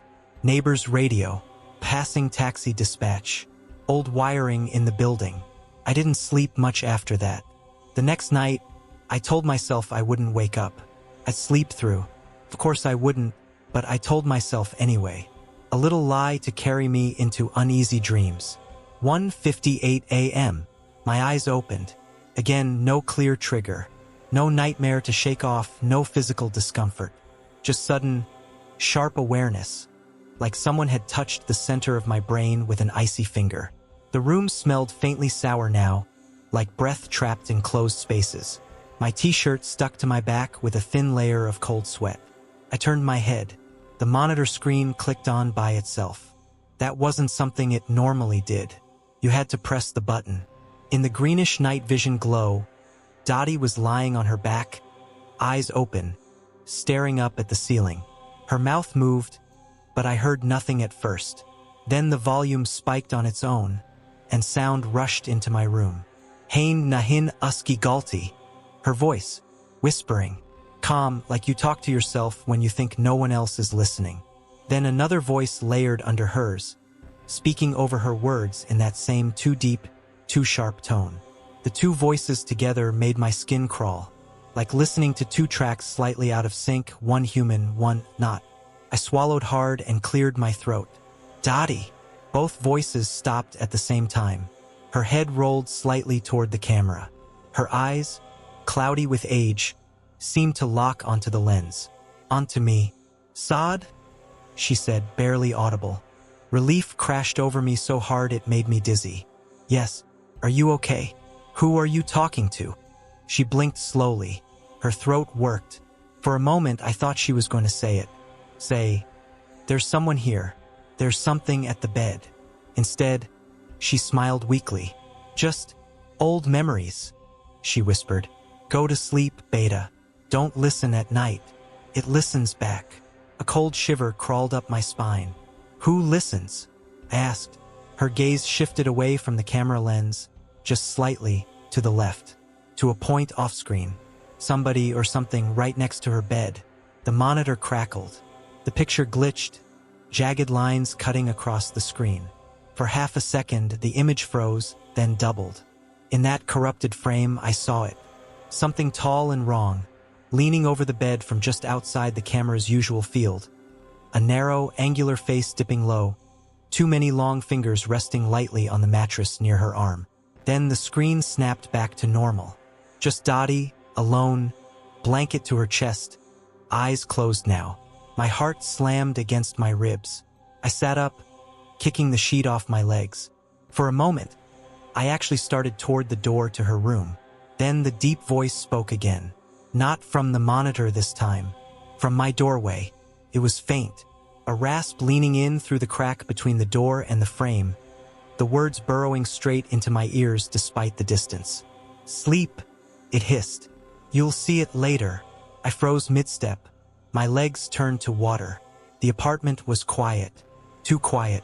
No ceiling fan whir, no fridge hum, no distant traffic. It felt like sound itself had thinned, leaving only that voice. I turned back to the monitor, terrified of what I'd see. The screen was black, just the small white text in the corner. Connection lost. My breath came fast and shallow. I grabbed my phone, fingers slipping on the glass, and opened the camera app linked to the monitor. No signal. I checked the Wi-Fi. It was working. Data too. Everything else was online. Just that camera was dead. I didn't sleep at all that night. I sat with my back to the wall, eyes flicking between my door and the monitor, waiting for the image to come back. Waiting for the voice. Nothing. In the morning, sunlight made everything smaller, sadder. My mother scolded me for the dark circles under my eyes, but smiled when I said I was just working late. I went to Dottie's room. She looked tired but peaceful, her hair in a loose braid, her hands folded on her stomach. The baby monitor sat on the table by her bed, little blue light blinking. Did you sleep okay? I asked. She glanced at the monitor before answering. I wasn't alone, she said softly. It likes to talk. It was quieter when you were younger. My mouth went dry. When I was what? She closed her eyes like the light hurt them. It's old Beta, she murmured. Older than me. Older than this house. It only needed a way to be heard. Her hand lifted weakly, fingertips brushing the edge of the monitor. You gave it that, she said. I couldn't answer. I just stood there, the room suddenly feeling too small, the air thick with the smell of talcum powder and something else. Something metallic and sweet, like blood and rust. That evening, I did something I wish I hadn't. I pulled the recordings from the monitor's SD card. Nights of footage. Hours and hours of grainy video thumbnails. I dragged a few into my laptop, checked the file properties. There they were, audio logs for each night, including the ones at 2 a.m. I don't know why I thought it was a good idea to listen to them all at once. Maybe part of me still hoped I'd hear static, interference, some normal explanation. Instead, I confirmed something worse. It had been talking long before I started waking up. Sometimes, right after my mother put Dottie to bed, a voice would start whispering from somewhere near the corner of the room, just out of frame. Sometimes she answered. Sometimes she just lay there, eyes closed, tears leaking down the sides of her face. The more I listened, the sicker I felt. The voice was wrong, not just in tone but in shape. It seemed to fold back on itself, consonants curling inward, syllables overlapping in impossible ways. Even through cheap speakers, it made my teeth ache. At some point, desperation overrode fear. I opened one of the files in an audio editor. I stared at the waveform. Jagged peaks of sound, valleys of silence. The worst of the whispers clustered around 2 a.m. on each night. Something in my memory stirred. Some half-forgotten creepypasta, maybe, or an article about EVP's electronic voice phenomena. What happens when you play it backward? I hesitated. Then I clicked reverse. The waveform flipped. My pulse pounded in my ears. The room seemed to contract around me, the shadows at the corners thickening. I put my headphones on, hands trembling slightly, and hit play. At first, it was just garbled sound. A slurry of reversed syllables, each word smearing into the next. The pitch rose, then fell. For a moment, it sounded like wind in a tunnel. Then, clear as glass, a phrase slammed through my skull. In reversed audio, it somehow came out perfectly forward, each word crisp, as if it had been waiting to be played this way. It knows you're listening. The voice wasn't deep in reverse. It wasn't sharp. It sounded exactly like me. I ripped the headphones off so fast they clattered to the floor. In the same instant, my bedroom lights went out. The laptop screen flickered, then steadied, but the rest of the room was swallowed in thick, sudden dark. My own reflection stared back at me from the black laptop bezel. Wide eyes, pale face, mouth slightly open. Behind my reflection, in the screen's sheen, the doorway was a deeper patch of black. And in that black, something moved. Slowly, deliberately, like a tall shadow leaning in to hear better. The baby monitor on my nightstand, which I hadn't touched since morning, crackled to life by itself. From its tiny speaker, distorted and warped by distance, came that same phrase. Twice, once low and grinding, once in my own voice. It knows you're listening. My laptop audio slid up on its own, the volume bar creeping higher. Every file in the folder started playing at once, layers of whispers reversing and re-reversing until the sound became a churning, choking mass. Through it all, as clear as if it was crouched right beside my ear, another voice whispered, "Now it knows where you are." My throat locked. I couldn't speak, couldn't even gasp. The chair beneath me vibrated, not shaking, more like something huge was moving somewhere close, and the movement was traveling through the floor into my bones. From down the hallway in my grandmother's room, I heard her start to pray. Not loudly, not in panic. Just a low, steady murmur. The old Arabic words threading through the noise like a fragile rope. The shadows in my screen shifted. The doorway behind me grew darker still, the blackness thickening into something almost solid. For a second, in the warped reflection, I saw a long hand, too many joints, too slender fingers, reach around the edge of the door. The audio files cut out. Silence slammed into the room with the force of a physical blow. The lights came back on. The baby monitor went dead. All I could hear was my own ragged breathing and, faintly, the tail end of Dottie's prayers down the hall. I don't use the monitor anymore. I told my mother it was faulty, that it was making strange noises, that we should go back to checking on her the old-fashioned way. She didn't argue. But at 2 a.m., I'm always awake now. I lie there in the dark, every electronic device in my room turned off.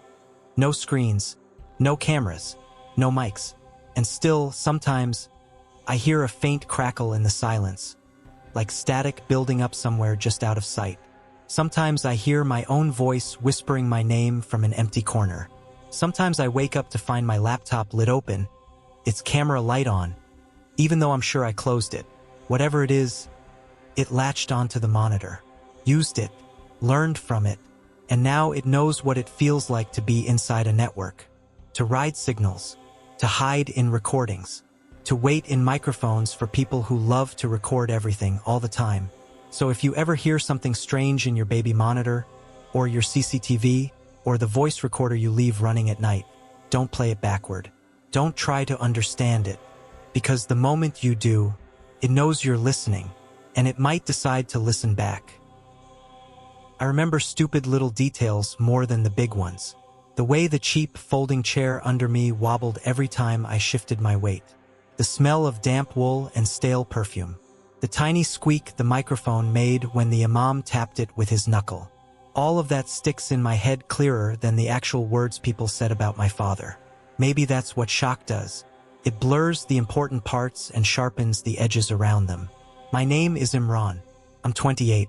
The funeral was for my father. Heart attack. Sudden.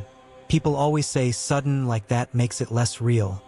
Like the word itself is a blunt instrument that can knock you out long enough for the worst part to pass. It doesn't. The cemetery was on the edge of the city. A patch of uneven ground and crooked headstones pressed between an industrial area and a strip of scrubby trees. The sky was a flat, heavy gray that never quite turned to rain.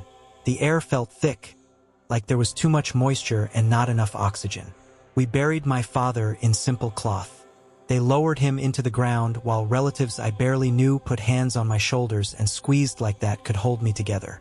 I remember the sound of soil hitting the shroud. A soft thump, then more, then a steady rhythm. The earth was damp, dark, almost black. When it was done, people drifted toward the graveyard gate in clusters. Murmurs, condolences, phones vibrating quietly in pockets. Life already trying to pull everyone back into its dumb routines. I was one of the last to leave. My mother walked ahead with my uncle, her small figure draped in black, moving slowly between the graves. I stayed behind with one of the cousins to finish the prayers, to pick up the stray petals that had fallen from the wreaths. When I finally turned toward the gate, that's when I saw him. He was standing just outside the cemetery fence, near the rusted metal arch where the name of the graveyard flaked off in patches. Tall, too tall, dressed in a long black coat that fell in a straight line to his shoes, which were polished and wrong for the muddy ground. His hands were folded neatly in front of him, and he was wearing a hat.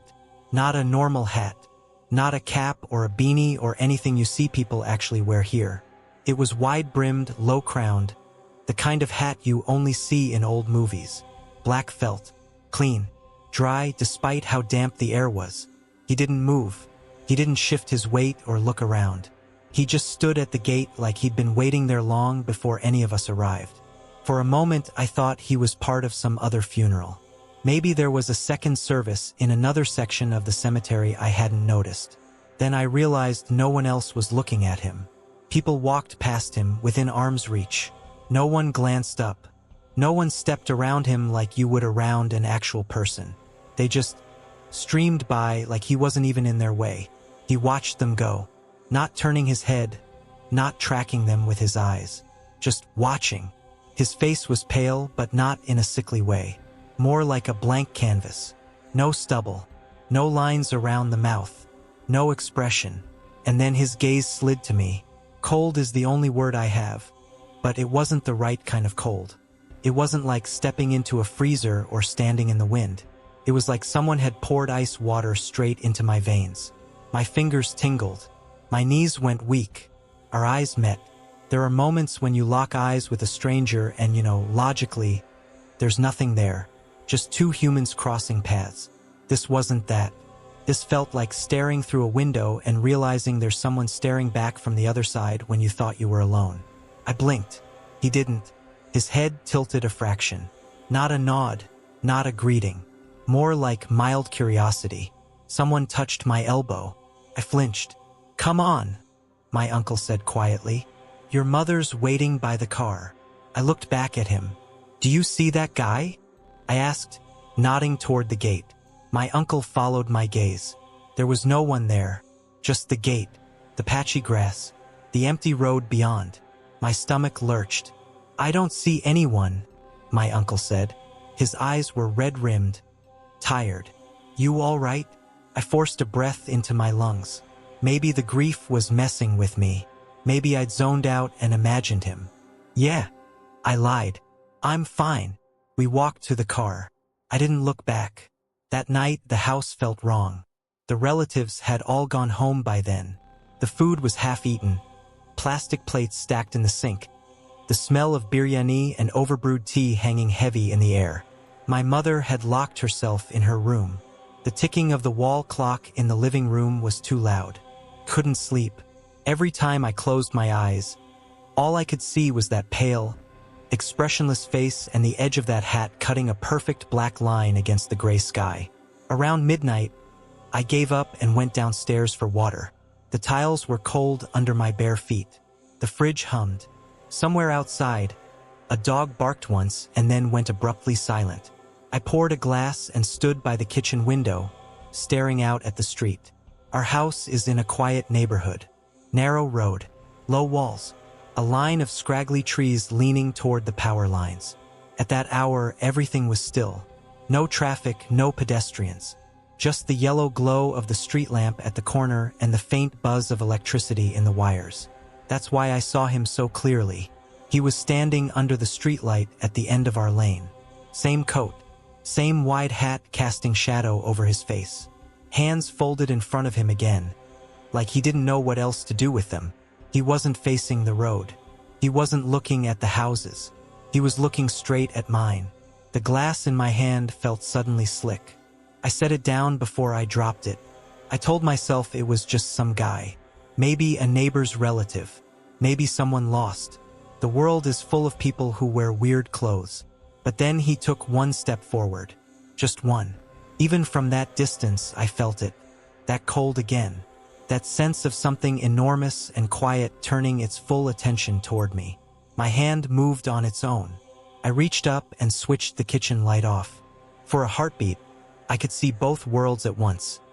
The reflection of my own face in the dark window and the street beyond. The tall figure under the light. Then my eyes adjusted, and he became clearer. He hadn't moved.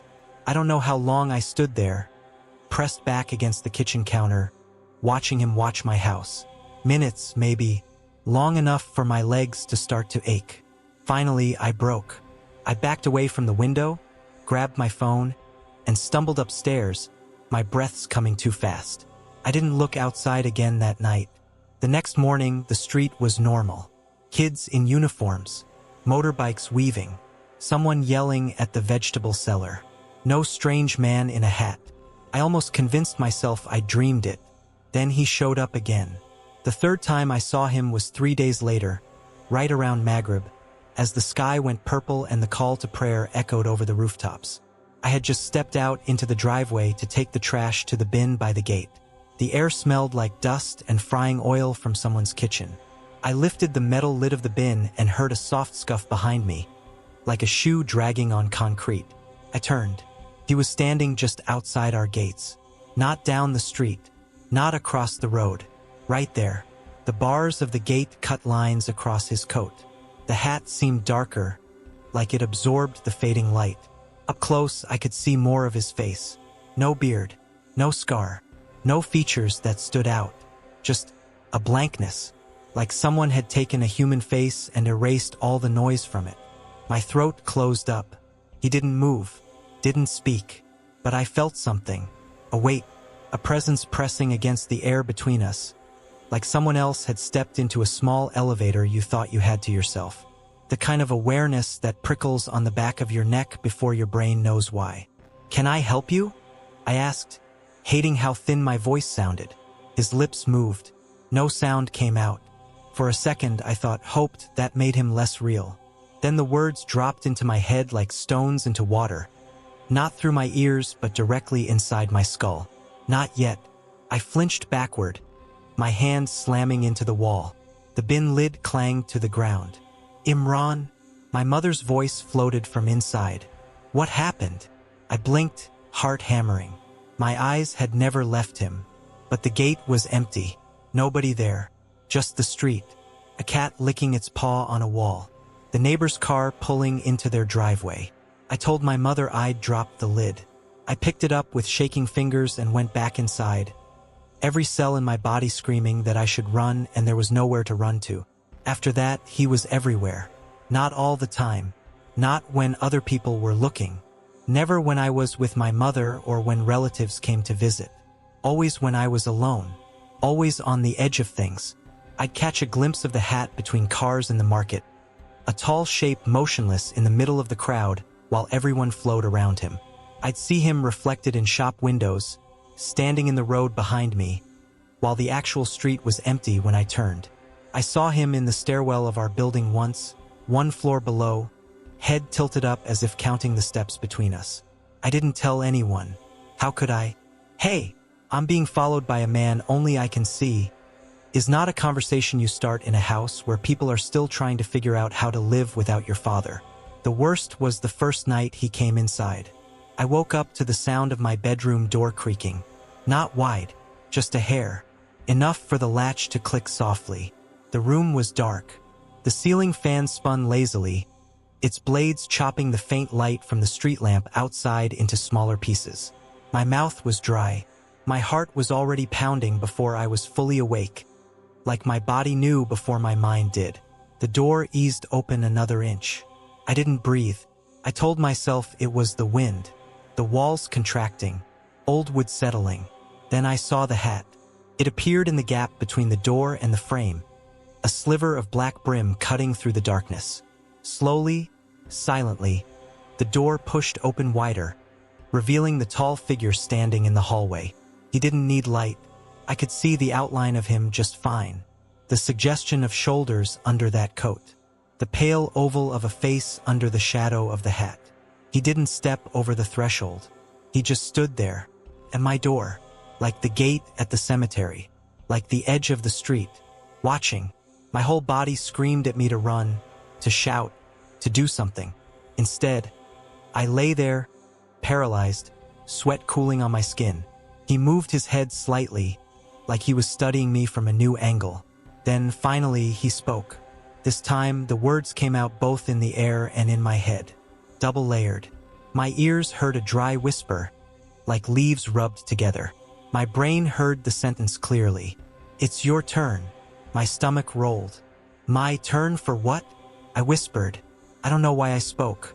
Maybe I thought if I could get him to answer, this would turn into something I could reason with. Put into a box. Label as a hallucination. His coat rustled once. His hand, long, pale fingers moved slightly at his side. You were there, he said. You stood by the hole. You watched them put him down. Images flashed behind my eyes. My father in white cloth. The damp earth. The shovel scraping the edge of the grave. My own hands hanging uselessly at my sides. This isn't about him, I said, though I wasn't sure I believed it. The shadow under the hat deepened. I still couldn't see his eyes. They called me for him, he agreed. I came. I waited. He went where he was meant to go. He leaned a fraction closer. You didn't. My chest tightened. What does that mean? I asked. My voice cracked. You keep standing in doorways, he murmured. You keep one foot here and one nowhere. You walk around with empty spaces inside, and you pretend you can't see what waits for you. His words, a mix of sound and thought, slid under my skin like cold needles. I don't understand, I tried. You do, he replied almost gently. You felt me the first time long before he died. At the hospital, in the corridor. You heard me when you looked at the machines and asked yourself which life was more inconvenient to let go. My breath hitched. I remembered that corridor. I remembered thinking, just once for a split second, that it would be easier if someone else made the decision. That something would come and take the choice away from me. I remembered the sudden chill I'd felt then. The sense of someone very tall standing just behind me in the reflection of the ICU door. My father had died that night. I didn't mean, I started. He tilted his head. I know what you meant. I'm not here to judge you. He paused. I'm here to balance things. The room felt smaller. The air felt thin. What are you? I whispered. The brim of his hat hid most of his face, but I thought I saw the suggestion of a smile. Not kind, not cruel, just inevitable. Some people call me when they're desperate, he said. Some go their whole lives pretending I don't exist. You did both. My hands clenched in the sheets. "What happens if I say no?" I asked. He didn't answer immediately. The silence stretched between us, thick as fog. Then he said very softly, "You've been saying no for a long time. That's why I'm at your door instead of your gate." Cold, electric terror shot through me. "I'm not ready," I said. "My mother." "I know," he cut in. "She'll have her own doors. This one is yours." My heart pounded so loud I thought it might wake her in the next room. "Are you going to kill me?" I asked. He seemed almost puzzled by the question. "You're already dying," he said. "You all are. I just walk with you at the edges. Help you step through when you've been standing too long." He took one step into my room. It was like a physical force hit me. Not a blow, just inevitability. Like the feeling you get at the top of a fall when gravity decides for you. The walls seemed to warp for a second. The doorway stretched. The fan slowed to a near stop. "I'm not ready," I repeated, but the words sounded thin, childish. He looked at me for a long moment. Then he said something I still don't understand. "You have until the grave settles." The grave. My father's grave. Before I could ask what he meant, the hallway light flicked on behind him. "Imran?" My mother's voice, small and hoarse with sleep. "Why is your door open?" I jerked my head toward the sound. When I looked back, the doorway was empty. Just the chipped paint, the cheap handle, the dark hall. No tall man, no hat. My mother stood a little down the hall, her shawl wrapped around her shoulders, blinking in the light. "You're talking in your sleep," she said. "Come down for far." "I can't sleep either." I nodded numbly. "Okay." She went downstairs. I lay awake until dawn, staring at the doorway, every muscle in my body taut. That was 2 weeks ago. Since then, I haven't seen him. Not at the street corner. Not in the driveway. Not in the reflection of windows or the periphery of my vision. But I feel him. Not constantly, just in flickers. When I pass my father's room. When I walk by the shoes he left by the door. When I stand at the sink washing a cup he used. And once, at the cemetery. I went back there 3 days ago. I told my mother I'd go alone. That she didn't need the strain. She didn't argue. Maybe she didn't want to stand by that patch of earth again. The grave looked different now. The soil had sunk a little. The headstone leaned just slightly, like the ground underneath was still shifting, still finding a new shape to hold what we'd put inside it. I stood there, hands at my sides, the sky gray and heavy again, the air smelling of wet grass and rust. I felt him before I saw him, not beside me, not at the gate, below, just beneath the surface of things, like a weight pressed against the underside of the world. My eyes burned. "When does a grave settle?" I asked the air. My own voice sounded too loud. The wind moved through the scrubby trees. A crow cawed once, harsh and indifferent. Behind me, someone walked past, their shoes crunching on gravel. I didn't turn. Somewhere far away and very close, I heard a dry whisper, "When you stop pretending you're not standing in it." I don't know what that means. Not really. I haven't told anyone about him. I'm telling you because it's easier to talk into a microphone in an empty room than to look my mother in the eye and say, "I think death followed us home from the cemetery and is waiting for me to stop pretending I can outwalk him. I'm still here. I still wake up in my bed. I still go to work calls. I still make tea for my mother and avoid my father's side of the wardrobe. But some nights, when the house is quiet and the fan hums and the shadows pool just right, I see the outline of a wide-brimmed hat in the corner of my eye, just beyond the doorway. And every time I blink, it's a little closer. I didn't go into her room to find answers. I went in because nobody else would. After someone disappears, their stuff turns poisonous. People don't say it like that, but you can see it in the way they move around it. My friend Zara's parents wouldn't step past her doorway. They'd stand in the hall, look in for a few seconds, and then walk away like the air inside was toxic. "It's too painful," Auntie would say, eyes swollen from a month of crying. "We'll decide what to do with her things later." Later never came. They went to the police, to the neighbors, to the mosque. Posters went up. WhatsApp groups buzzed. People shared her photo with captions like, "Last seen wearing," and "Please pray for her safe return." Police took statements, shrugged at lack of evidence, and left a card on the table like that made anything better. 3 weeks after she vanished, the investigation had that quiet, heavy feel of something being packed away. No suspects, no ransom call, no body, just absence. An empty chair at the table, a phone that went to voicemail. Zara's room stayed exactly as she'd left it. I'm the one who broke that spell. My name is Hina. I've known Zara since we were 5. We shared first crushes, exam panic, stupid TikTok dances, late-night voice notes. She was the kind of girl who filled a room just by being in it, loud, dramatic, full of opinions. Her room without her felt like a lung that had stopped breathing. It was late afternoon when I went in. The house smelled like chai and dust and something stale, like grief that had settled into the fabric of the sofas. Auntie was lying down. Uncle was at work. It was just me and the ticking wall clock. I stood in her doorway for a full minute, hand on the frame, heart beating too fast. "Just bring her some clothes for charity," Auntie had said quietly. "Anything you think she wouldn't mind giving." "I can't." Her voice had broken. She didn't finish. I stepped inside. The curtains were half drawn, throwing stripes of pale light onto the bed.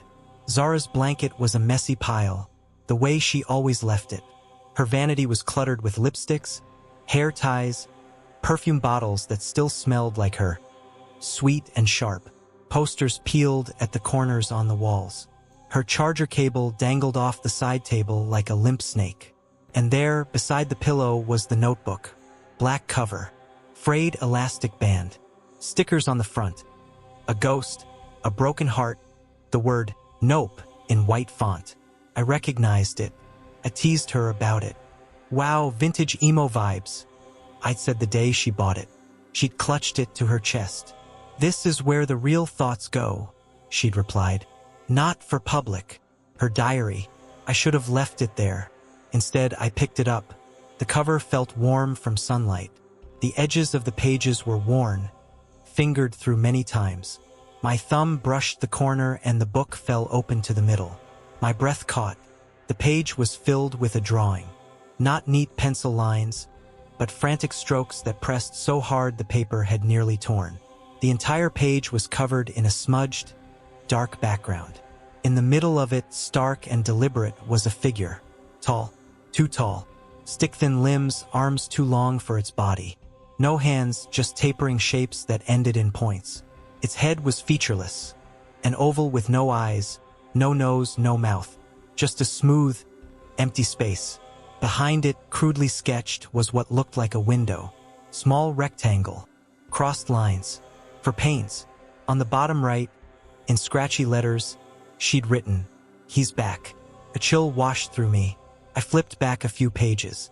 More drawings. The same figure again and again in different positions. Standing behind lamp posts.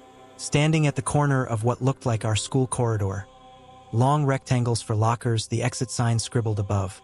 Sometimes he was outside, sometimes inside. Always eyeless. Always tall. On one page, she'd drawn her own room. I recognized the bed, the shelf, the curtain. At the edge of the frame, almost an afterthought, she'd penciled in the tall man, half hidden behind the wardrobe, body bent at an unnatural angle to fit the space. Underneath, in shaky handwriting, "He's closer when I pretend not to see." My hands trembled. My fingertips left faint, oily marks on the paper. I flipped further back, searching for text instead of images. Zara had always been a writer. Even when we were kids, she filled notebooks with dramatic monologues about crushes and teachers and existential dread. The earlier entries were normal. Complaints about exams. Annoyance at her cousin's wedding. A paragraph about a boy who kept looking at her in class. Then, gradually, the tone shifted. He was at the bus stop today. Nobody else saw him. Tall in that weird way where you know if he stands up straight his head will hit the ceiling. I pretended to be on my phone. He doesn't like it when I look for too long. A few days later, he's getting bored of just standing there. I can feel it. Like when a teacher is watching you in an exam and you've checked all your answers twice already. Then, I told Mom about the nightmares. She said, read Ayat al-Kursi and sleep. Beta, like this is a random jinn story. He's not in my dreams. He's outside the window. I'm not asleep when I see him. There were more drawings after that. The lines got messier. More pressure in each stroke. On some pages, she'd started to cross him out with jagged scribbles, as if trying to erase him. But he always came back on the next one. I realized my heart was pounding hard enough to make my throat feel tight. The last section of the diary had the pages stuck together a little, like something had made them damp at some point. My fingers hesitated at the final handful of entries. I didn't want to know. I had to know. I peeled them apart. The second to last entry was written in the small hours of the morning, if the timestamp was real. 3:41 a.m. The writing slanted more, as if she'd been exhausted or shaken. He's not outside anymore. He was in the hallway tonight. I went to the kitchen for water. You know that feeling when you know someone is standing in the doorway watching you, even before you look? That I could see his reflection in the microwave door. Long behind me. I thought if I didn't turn around, maybe he'd get bored. He whispered. I didn't hear it with my ears. I felt it, like when you remember a sentence instead of hearing it. Not you. For a second I was actually relieved.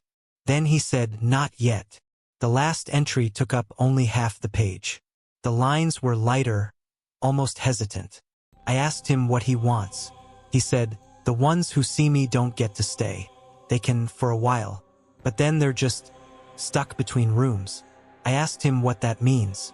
He said, you'll understand when you step through. It's my fault. I kept watching. Everyone else looks away, but I kept staring. It's rude to stare, Mom always said. I guess this is my punishment. He promised it's quieter where he's taking me. No posters. No buzzing lights. No questions that never get answered.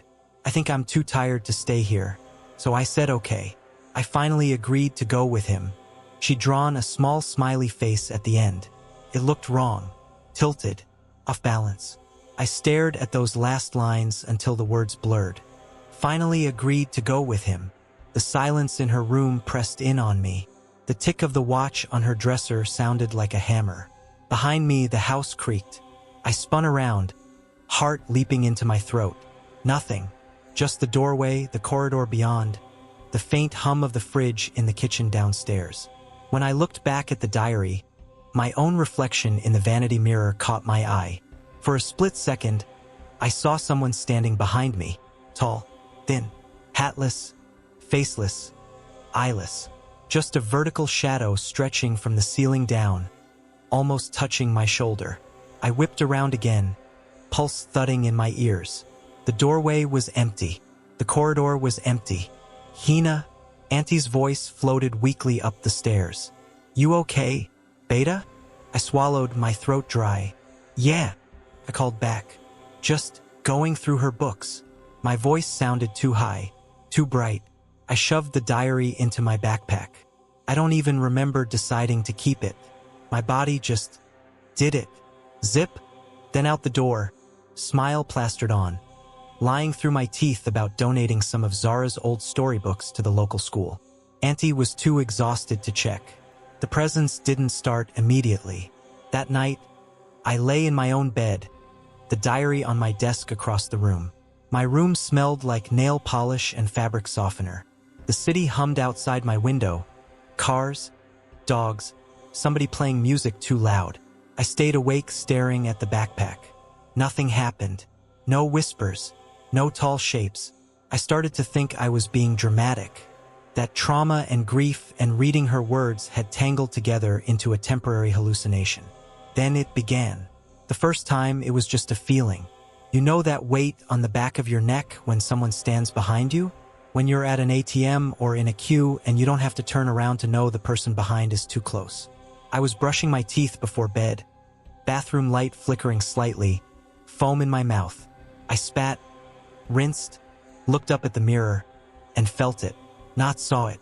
Felt it. Like someone tall had just stepped into the doorway behind me. My shoulders tightened. Foam dripped down the side of the sink. I forced my eyes to move from my own reflection to the left, toward the doorway. Empty. Just the dark rectangle of the hall. I exhaled shakily. When I looked back at my reflection, my face was pale, eyes wide. In the very top corner of the mirror, barely visible, like a glitch in the silvering, was a dark vertical smudge. Thin. Too long. By the time I blinked, it was gone. The second time I heard him. I say him because that's how Zara wrote it. The tall man, the eyeless figure. Feels wrong to call him it now. He feels aware. I was at my desk, pretending to work. The diary lay open beside my laptop, as if I could stare the horror down and reduce it to ink and paper. The ceiling fan above spun lazily, clicking every few seconds. My door was closed. The house was quiet. The air shifted. It's hard to explain what that means in words. It was like the atmosphere in the room grew heavier by a fraction. Sound felt flatter. The whir of my laptop fan, the tick of the clock, the faint car horns outside. All of it pulled back slightly, like someone had thrown a muffling blanket over the world. The hairs on my arms rose. Behind me, the chair's backrest creaked. I hadn't moved. My throat went dry. I didn't want to turn around. Every instinct screamed at me not to. So I stared at the diary instead. At the last entry. At the words, "Go with him." Something leaned close to my ear. No breath. No warmth. Just a presence, inches away from the side of my face. "You read it," a voice said. It wasn't loud. It didn't need to be. I didn't hear it with my ears. I heard it in the hollow space between thoughts. The way a song you can't remember the lyrics to still carries its melody somewhere deep in your head. My eyes burned. Tears gathered without my permission. My own voice came out as a croak. "Who are you?" Silence stretched. The clock ticked twice. Then, "You know." Images flashed, Zara's drawings, the window, the smudge in the mirror. "I'm not her," I said. I didn't agree to anything. A faint creak behind me, as if weight had shifted from one leg to the other. "You opened the door," he said. "You followed where she stepped off." My fingers dug into the edge of the desk, nails biting the wood. "I just read her diary." A pause. That's all it takes sometimes. For a moment, anger cut through the fear. "She didn't want this," I snapped. "She was terrified. She called you punishment. She thought it was her fault just for seeing you. That isn't fair."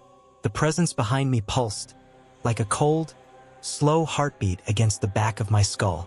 "She called," he said. I answered. "You all do one way or another. Some with words, some with drawings, some just by staring out at the dark and thinking, 'Take me anywhere but here.'" My breath hitched, because I'd thought that so many times, in the middle of long, pointless days, in cramped rooms, on crowded buses, the urge to step off the world for a bit. "You're not real," I whispered, even as every cell in my body screamed that he was more real than I was. "If that helps," he replied. "Say it again." Silence hovered, heavy. "Why me?" I asked. The question sounded small. "You walked into her empty room," he said. "You picked up the thread she dropped. Stories don't like to be left unfinished. They find new mouths." The phrase made my stomach twist. "I don't want to go anywhere," I said. "I want her back." "I'm not door-to-door service," he said, and there was something almost like humor in it. Dry, ancient. "I don't bring people back. I collect what's already leaving." My vision blurred. A hot tear rolled down my cheek. "Where is she?" I asked. Behind me, the floorboard creaked once more. Closer. "Between windows," he said. "Between breaths. Where you all end up when you step forward instead of backward." I didn't understand. I still don't.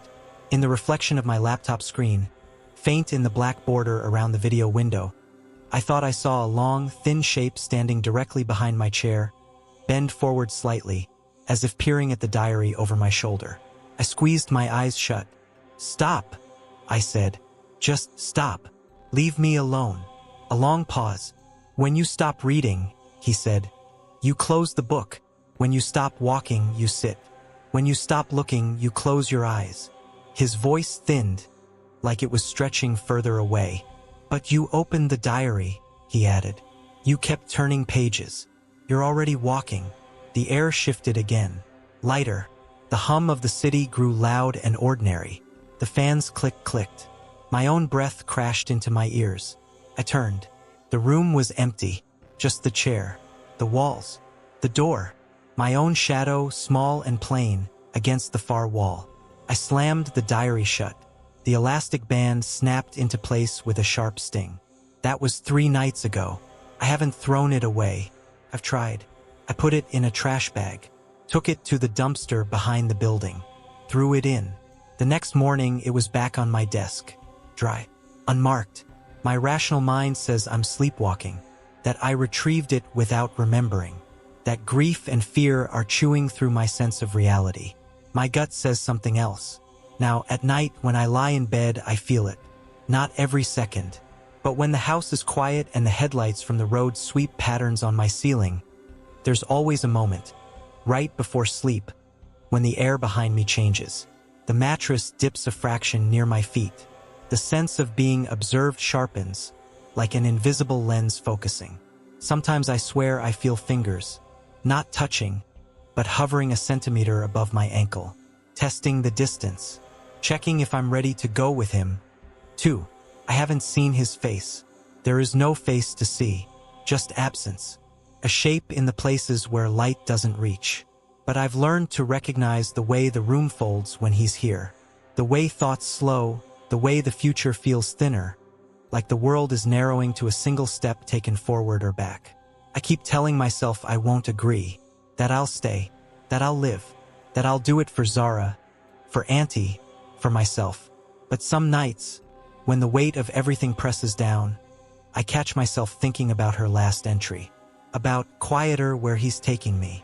And in those moments, I feel him lean a little closer, patient as time, waiting to see which way I'll go. I didn't go to prison, but I've never really been free. On paper, it was an accident. The police wrote it that way. The judge said it. My lawyer said it.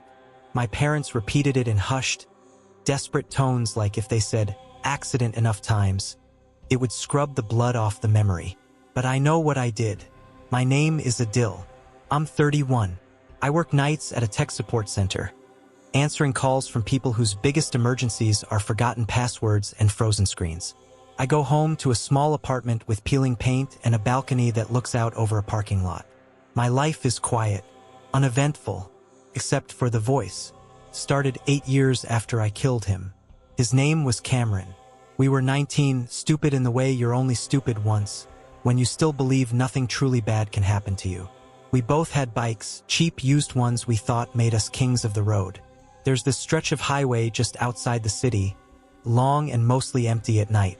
We'd race there sometimes, weaving between trucks, laughing at danger like it was a joke we were in on. The night it happened, the heat hadn't broken yet. The air was thick, heavy under my jacket. The road shimmered under the high beams. We'd just left a friend's house, full of cheap pizza and cheap bravado. "First to the bridge," Cameron shouted over the engine noise, grinning under his helmet. "Loser pays for chai." "Deal," I yelled back. We took off. I still remember the smell. Petrol, dust, hot tarmac baking all day and finally letting go of its stored heat. My hands gripped the vibrating handlebars. The wind clawed at my clothes. The city lights fell away behind us. Cameron pulled ahead, laughing, his tail light a red dot bouncing in the dark. I tucked in, twisting the throttle a little more. The engine whined in protest. That's when my phone buzzed in my pocket. It was the stupidest thing in the world. 1 second that could have been any other second in my life. I could have ignored it. I should have, but I didn't. I eased off just enough to slip my hand into my jeans pocket, trying to drag the phone out without looking, eyes still mostly on the road. The screen lit up, white and harsh in the dark. A message from a girl I'd been trying to impress. The notification preview flashed. "So are you coming or what?"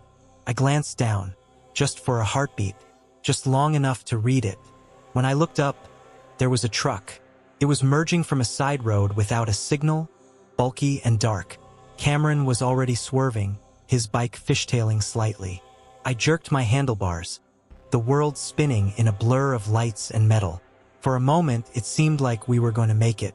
Then Cameron overcorrected. His bike clipped the back of the truck.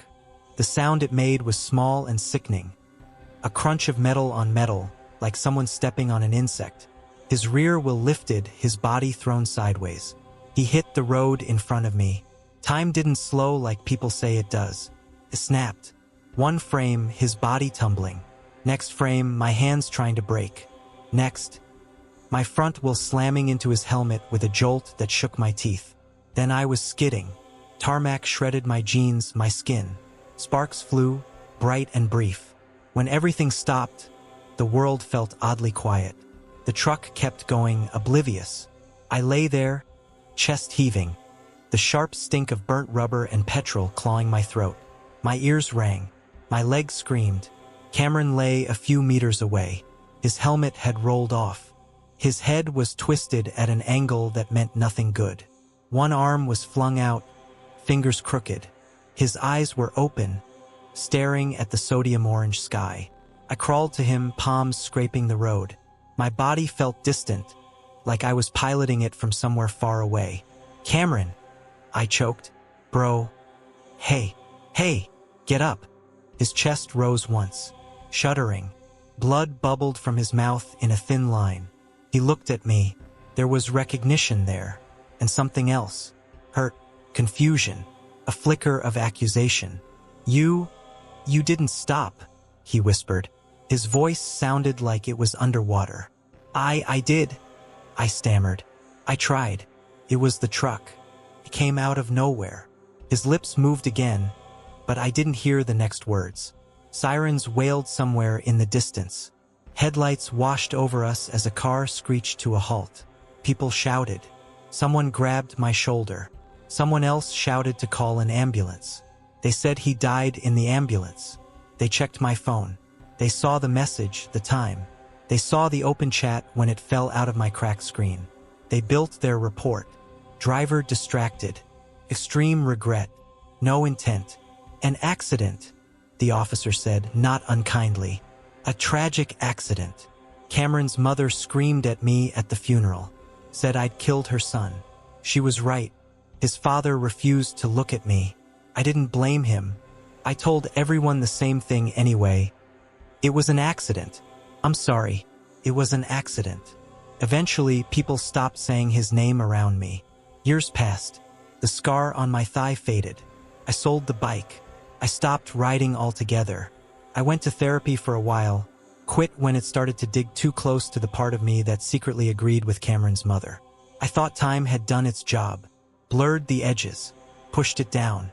Then, one night last winter, I heard him. It was late. I just finished a night shift and collapsed on the couch with my uniform shirt half unbuttoned. The apartment was silent but for the buzz of the refrigerator and the occasional distant honk from the street below. The air was cold enough that my breath fogged the window slightly. I was drifting, half asleep, half awake, when a voice spoke from the dark corner of the living room. Adil. My eyes snapped open. The TV screen was black, reflecting a faint, stretched version of the room. The overhead light was off. The only illumination came from the streetlights outside, turning the window into a glowing rectangle and everything else into vague shapes. Adil. I sat up, heart thudding. The voice was soft, raw, like someone had been coughing for a long time. The syllables scratched. Who's there? I said, hating how cliché it sounded, hating that I said it anyway. Silence. The refrigerator hummed. A truck rumbled by outside, a deep vibration in the floorboards. No one answered. I told myself I'd been dreaming. The next night I heard it again, this time from the hallway, where the shadows pooled thicker. I was in the kitchen, rinsing a plate, warm water running over my fingers. The smell of dish soap and leftover curry clung to the air. Adil. I dropped the plate, clattered into the sink, clanging off the metal. I turned slowly. The hallway was empty. The light bulb there had been flickering for weeks, but tonight it glowed steady, a harsh, bare yellow. My bedroom door was open. The bathroom door was closed. The voice had come from somewhere in between. My skin prickled. I grabbed a towel, wiped my wet hands, and walked down the hall, forcing my feet to move. Cameron. The name felt strange in my mouth, like dust. I hadn't said it out loud in years. Nothing. I opened the bathroom. Empty. Opened my bedroom. Empty. I lay in bed that night, eyes on the cracked ceiling, listening. Every little noise.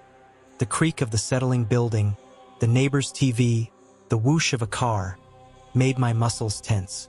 Somewhere, faintly, I thought I heard breathing that wasn't mine. For a while, I convinced myself it was guilt finally fermenting into hallucination. I Googled it even. Auditory hallucinations, grief trauma. There were articles, forums, people talking about hearing lost loved ones. It made sense. It was normal, sort of.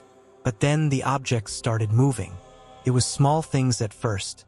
My keys, which I always leave in the bowl by the door, appearing on the coffee table. My phone charger unplugged from the wall and coiled neatly on the floor. The bathroom door slightly ajar when I was sure I'd closed it. I blamed myself. Tiredness. Distraction. Night shifts mess with your head. Then one evening I watched it happen. I was in my room, sitting at the small desk by the window, laptop open but untouched. Outside, the parking lot lights cast that sickly orange glow over the parked cars and the crooked line of trees. A cold draft leaked from the window frame, making the hairs on my arms stand up. I had Cameron's photo on the desk. I don't know why I'd brought it out. It had been taped in the back of an old notebook. Someone had snapped it at a roadside cafe. Him in that stupid leather jacket, grinning, holding up a chipped teacup. The colors were faded, his smile too bright. The photo lay near my elbow, edges curling. As I stared at it, my eyes unfocused, the edges of the room going soft, the picture slid. Not much, just a few centimeters. But I hadn't touched it. It scraped faintly across the wood, lifting slightly as if caught in a draft. Except there was no draft strong enough to move paper lying flat. My breath froze halfway out of my lungs.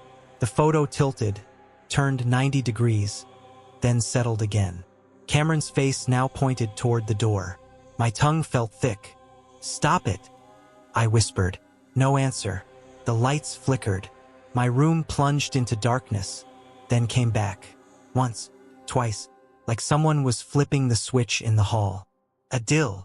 His voice was closer now, right behind me.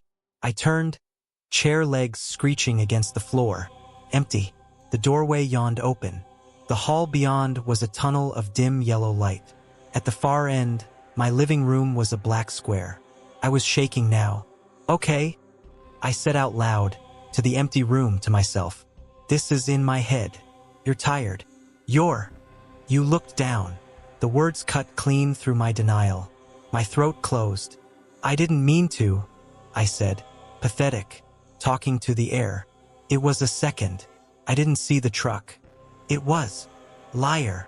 That single word was like ice pressed to the back of my neck. I could feel him now, not just hear him. Pressure. A presence pushing against the air. The way a room feels when someone steps into it quietly. You don't hear them, you just know. The temperature dropped. My breath fogged faintly in front of me. "You didn't stop," he said. Something in the sound of his voice was wrong. It was Cameron, but not the way I remembered. His tone was stretched, thinned, like it had traveled a long way through a narrow pipe to reach me. "I hit the brakes," I said. Tears burned my eyes. "The road. There was oil or sand. You looked down," he repeated. "For her. For a message. You chose that over watching the road." Memory flashed. The glow of the screen in my hand. The tiny vibration in my pocket. The stupid decision. "I was a kid," I whispered. "We both were." "I stayed there," he said. "In the heat. On the road. In the car with my mother when she screamed. In the empty room when my father stopped talking. In the nights when they said your name in court and everyone looked at you and then at me in a wooden box. The apartment seemed to shrink around me. You got to forget," he added. "You got to sleep, to eat, to laugh sometimes without choking on it. You got to grow up." Paper fluttered on the desk. Cameron's photo lifted, flipped over. The blank back stared up at me. Then, slowly, as if an invisible hand were pressing down, impressions began to appear. Lines, curves, letters. My name, Adil, scored into the paper so hard it almost tore. I stumbled backward, knocking my chair over. It hit the floor with a heavy thud. "Get out," I said. My voice cracked. "Get out of my house." Soft laughter brushed my ear. "I was here before you," he said. "You brought me. Every time you closed your eyes on that road, every time you said accident instead of I killed him, you made a place for me." The living room light went off with a sharp click. I hadn't moved. My stomach dropped. Then the hallway light died too. One by one, the apartment sank into darkness, like someone walking room to room, flicking switches. Only the window in my room remained, a square of pale gray, reflecting my own outline and the faint shapes behind me. My heart pounded in my ears. Slowly, I turned toward the glass. At first, all I saw was myself. Pale face, wide eyes, the faint smear of light from the parking lot outside. My hands were at my sides, fingers curled. Then another shape resolved behind my reflection. Taller, leaner, standing just over my shoulder. His features were blurred, as if the glass didn't want to hold them. But I could see enough.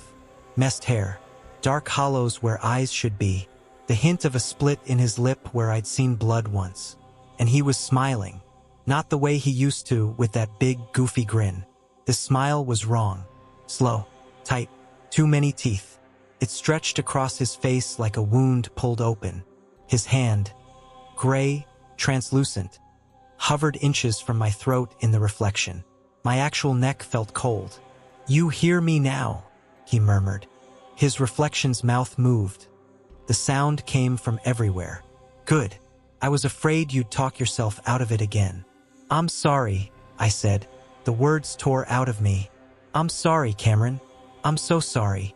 He watched me for a long moment. "I know," he said finally. "That's why I came back." The cold at my neck sharpened, as if invisible fingers were testing the skin, measuring its give. "They called it an accident," he went on. "They said, forgive. They said, move on. They were wrong."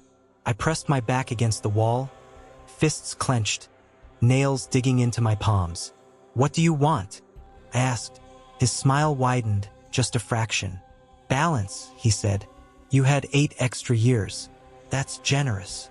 The room seemed to tilt, gravity tugging me toward the window. My reflection's eyes, my own eyes, looked frightened and small next to his smiling face. "Don't worry," he added softly.